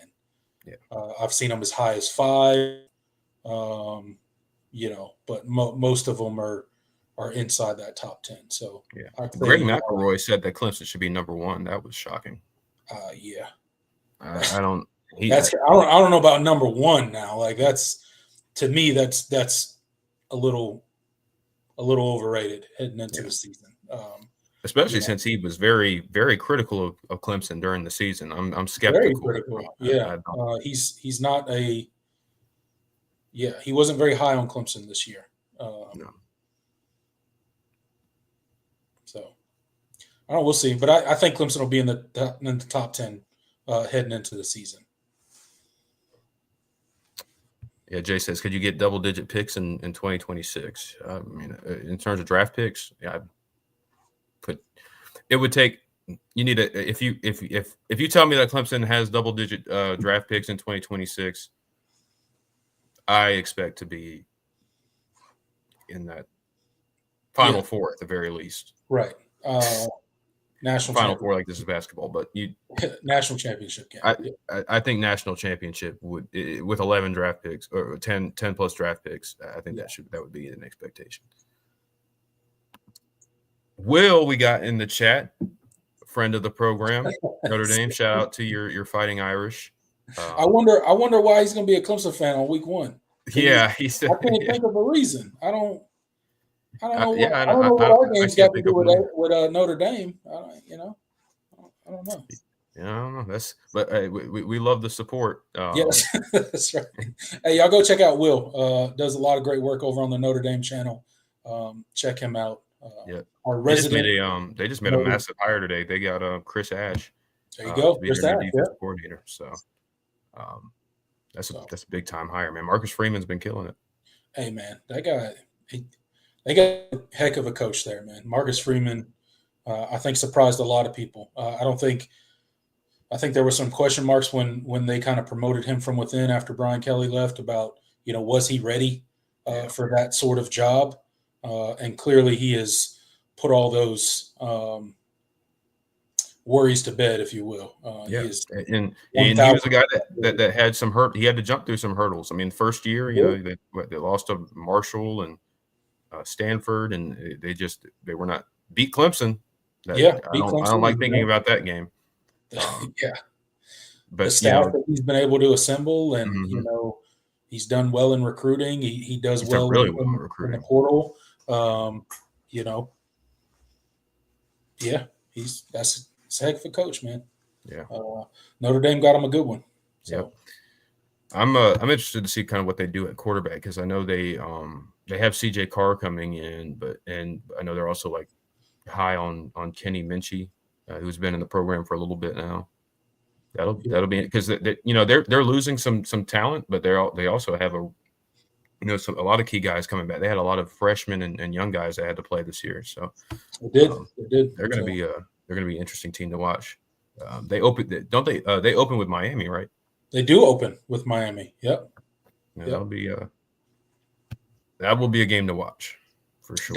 Down in Miami, I believe. So road game for Notre Dame there. So open the season. So basically a neutral site because it's Hard Rock. But.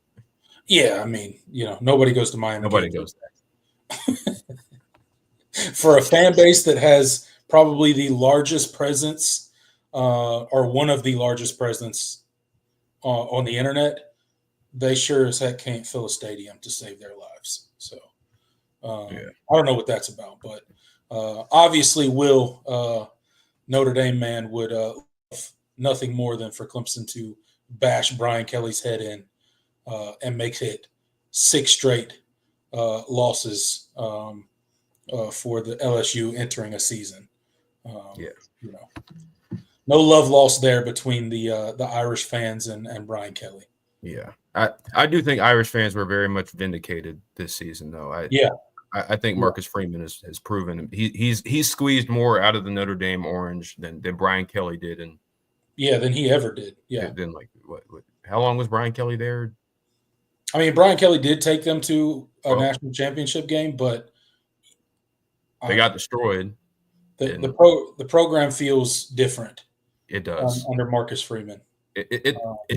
I think the difference is like when I watch Notre Dame teams under Brian Kelly, it just like they had a couple of really really high level players, but like when they played those the best of the best in terms of talent, I didn't feel like they had the athletes that matched up. Like I watch Notre Dame now, and I feel like it's different. I do think they're not perfect. Like I think they could certainly have receiver. They have a couple of talented guys, but they're not like they have places to catch up. But like when I watch them overall on the whole, like I'm like, man, that team belongs as far as like an athlete for athlete standpoint. And I think that's the difference in what Marcus Freeman has been able to do recruiting. I think he's been more, he's played into what their identity is than Brian Kelly is. Like they were very much, a physical, like line of scrimmage football team, really, really strong running backs. And Riley Leonard obviously added a dynamic in there that made it tough to defend the run. They weren't an overly explosive passing offense, but they didn't need it because they played complementary football, defense, special teams, kind of the kick. I know the kicking game was kind of a mess, but everywhere else they were really, really. That's what happens when you go get a kicker from South Carolina. Yeah. Well, I'm just kidding. He kind of had a rough. I know he was hurt, and didn't Will, correct me if I'm wrong. Notre Dame used like what 3 different kickers? Yeah, this year, 4 different kickers this year, something like that. Crazy. Something like that. But yeah, I think the level of buy-in that Marcus Freeman gets from his players is a stark contrast to what it was under Brian Kelly. I think that's the best way that you could, kind of put the differences. And then, obviously to John's point, NIL makes a difference, of course. There certainly has been. I've definitely seen a 100%. more buy-in from the Notre Dame administration. Yes. And Brian Kelly said that I've done all I can. I've gotten all I can out of them. I can't win a championship here. And then Notre Dame, it takes Marcus Freeman 3 seasons, and he has them in the national championship game. There you go. And honestly, if they things had gone a little bit differently, that game, they could have been right in the position to win it. So like, I mean, and that was one thing that impressed me, because Notre Dame teams in the past, when they would get down like that, like they did against Florida State, they were done. They were done. Yeah, and that's probably one of the biggest things too. Is and I think that goes into the buy-in that Marcus Freeman gets from his players. Is like Notre Dame was a team that like they don't freaking quit, man. Like No. They did not quit in that game, and it looked like it was going to get sideways for a minute. And obviously, Notre Dame battled back, man, and they made it a game, and that just speaks to, I like Marcus Freeman as a coach. He seems like a really cool, genuine guy, and he's far more likable than a Brian Kelly. So, Yeah. and I don't have a dog in the fight. Like I'm not a Notre Dame fan, so I get why Notre Dame is all in on Marcus Freeman and weren't on Brian Kelly. Brian Kelly is not the easiest guy to root for. No. Will said 3 different kickers. Yeah, 3. Okay, yeah, I knew it was something crazy. It was rough. They had. Hey, at least you didn't have to call one off the couch like Clemson did. Not last year, but the year before. Yeah. So. Good point. Wet Sox asked, why can't FSU recruit out of high school like other programs? Because they don't have a coach that is fully bought in on high school recruiting. And I mean they don't recruit terrible out of high school, but they're just not like, it seems like, I don't know if it's a lack of development there, but like, I mean, year in and year out, when you're leaning as heavily into the portal as FSU is, it really makes no sense. I mean, they can recruit at a high level at Florida State. I mean, so I don't know, like, I don't get it. Like, you would think, yeah, I understand when you take over a program and you're trying to change quickly and get results quickly. But I mean, when you're 4 or 5 seasons in, like, we should not be relying on heavily 15, 17 transfers a year to come save us so that we don't go 2-10, like at some point, Mike Norvell's got to lean in and start developing guys that he recruits out of high school. And I don't know why the program hasn't slowly started shifting that way. It seems like they're leaning into the portal just as much as they ever did. Yeah. And year 4, year 5, that doesn't make a whole lot of sense. I don't think the portal's great. But you can't live off the portal long term. That's not how you build a program. You still have to recruit and develop high school players at a very high level in order to have any sort of sustained success. Otherwise, you're going to have just what Florida State's been, right? A 13-1 team and then a 2-10 team. Yeah. Because the portal transfer didn't work out. So they gotta get that fixed. I don't really know.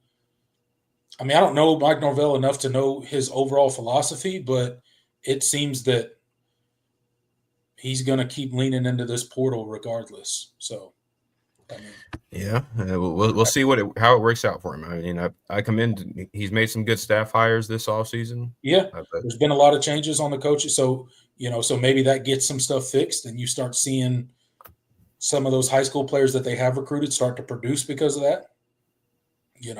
That's a possibility, but if I was an FSU fan, I would be very unhappy with how much they go to the portal year in and year out. Yeah. It's just it's a game. It's a roll of the dice every single season. Because it's not like you're at a program that doesn't have the ability to recruit at a high level from high school. Like, it's Florida State. It's one of the biggest brands in college football. Shouldn't be a problem. Let's see. You don't see teams like Georgia getting 16 people out of the portal every year. They may get like 5 or 6.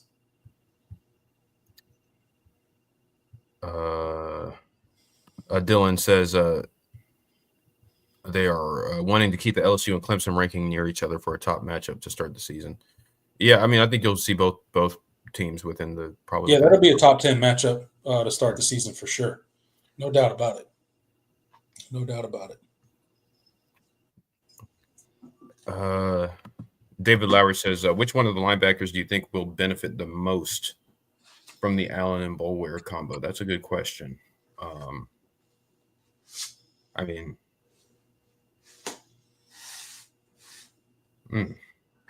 that's a really good question. It's hard to say. One of the linebackers will benefit the most.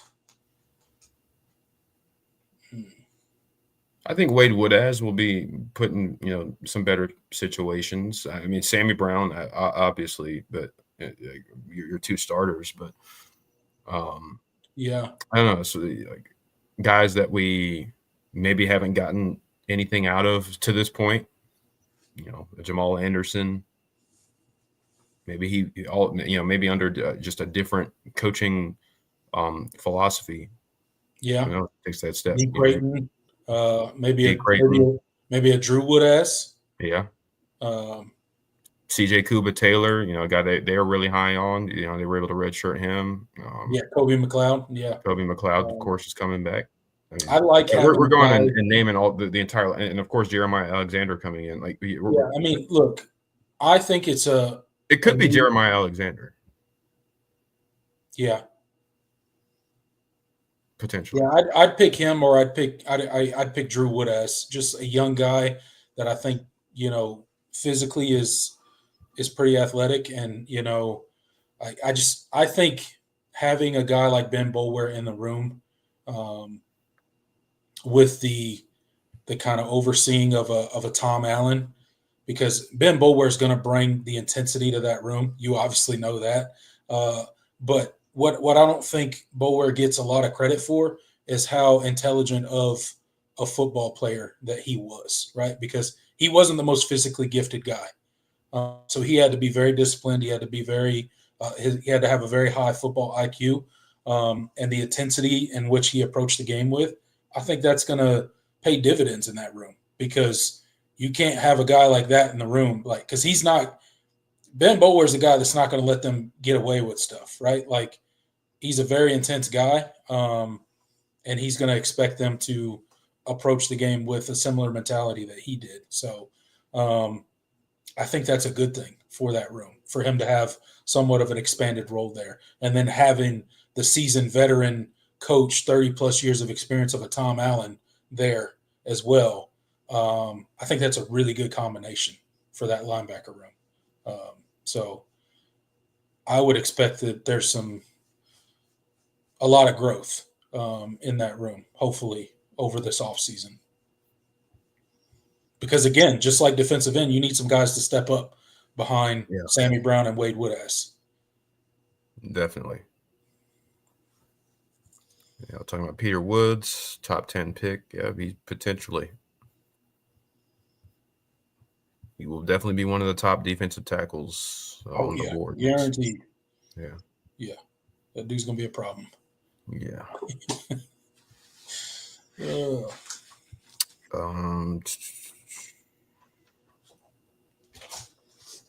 right, let's do a couple more and then get on out of here. Sounds good. Sure. Chris Campbell thinks Amari Adams will be in the rotation early. Yeah, I could see it. If he comes in, and there's a lot of guys in the room, but obviously a guy of his caliber, sometimes it's hard not to put a guy like that on the field. It is a pretty loaded defensive tackle room. You're gonna, Peter Woods and Devontae Capehart, Stephylon Green. We'll see what whether we get something out of Vic Burley. He played actually a good bit in the playoff game, so that was good to see. It wasn't a great it wasn't a great performance for the defense as a whole, so you didn't really get to see much. But just seeing him out there was nice.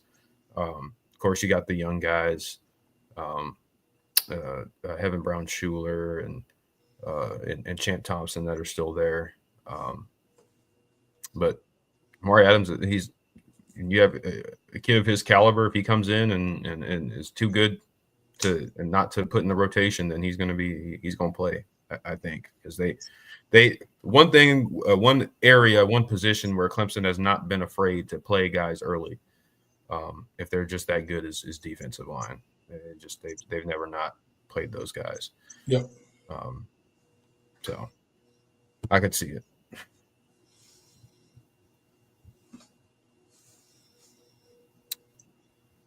Let's see. Wet Sox says Drew Woodaz is a demon in college football 25. Yeah. He always developed, like in my dynasties, he always ends up being a really good starter.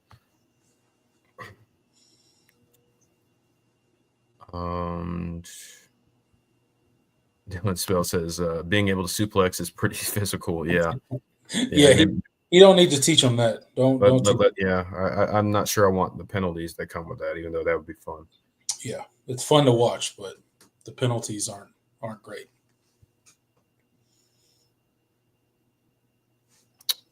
All right, last one. Intelligent Savage says, who do we have coming off injury from last season that may be a forgotten piece of the puzzle for our Tigers? Tyler Brown. Yeah, I think Tyler Brown is the obvious answer. I mean, of course, you have Kobe McLeod on defense coming off of injury. Jay Haynes will be coming off of an injury. Yeah, that's a good one. Yeah, that's a really good one. I think those are the obvious guys. Who else? I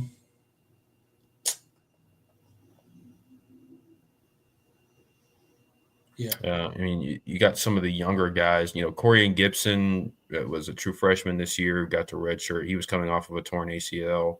I don't know if that counts because he was technically coming off that injury last season. Right. But he's there. Shelton Lewis. Kind of. I was just thinking about him. Shelton Lewis, yeah.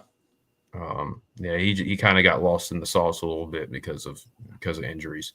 But we know how good he can be, and he kind of slotted in at nickel. Like maybe we see more of that, and he blossoms in that role with a healthy season. Right. So I think those are like probably the obvious picks. Who else? I think those are the main guys. Yeah, I think Kobe McLeod, Shelton Lewis, Tyler Brown, Jay Haynes. All right. I think that's a good place to close us out. All right, guys. 31 people in the live chat right now. Thank you guys so much for showing out. That's another episode in the books of the All In Show. Again, me and Jordan do not believe in an off season. We'll be right back here next Wednesday talking about our Clemson Tigers and talking about college football. Hope you guys will come out and join us. Appreciate each and every one of you for being in here. If you have not already, hit that like button on your way out. If you're not subscribed, what are you doing? Hit that subscribe button. It's completely free, helps us out, grows the channel, and it's greatly appreciated. So hope you guys have a great week, and we'll see you next Wednesday. Later, y'all. Go Tigers.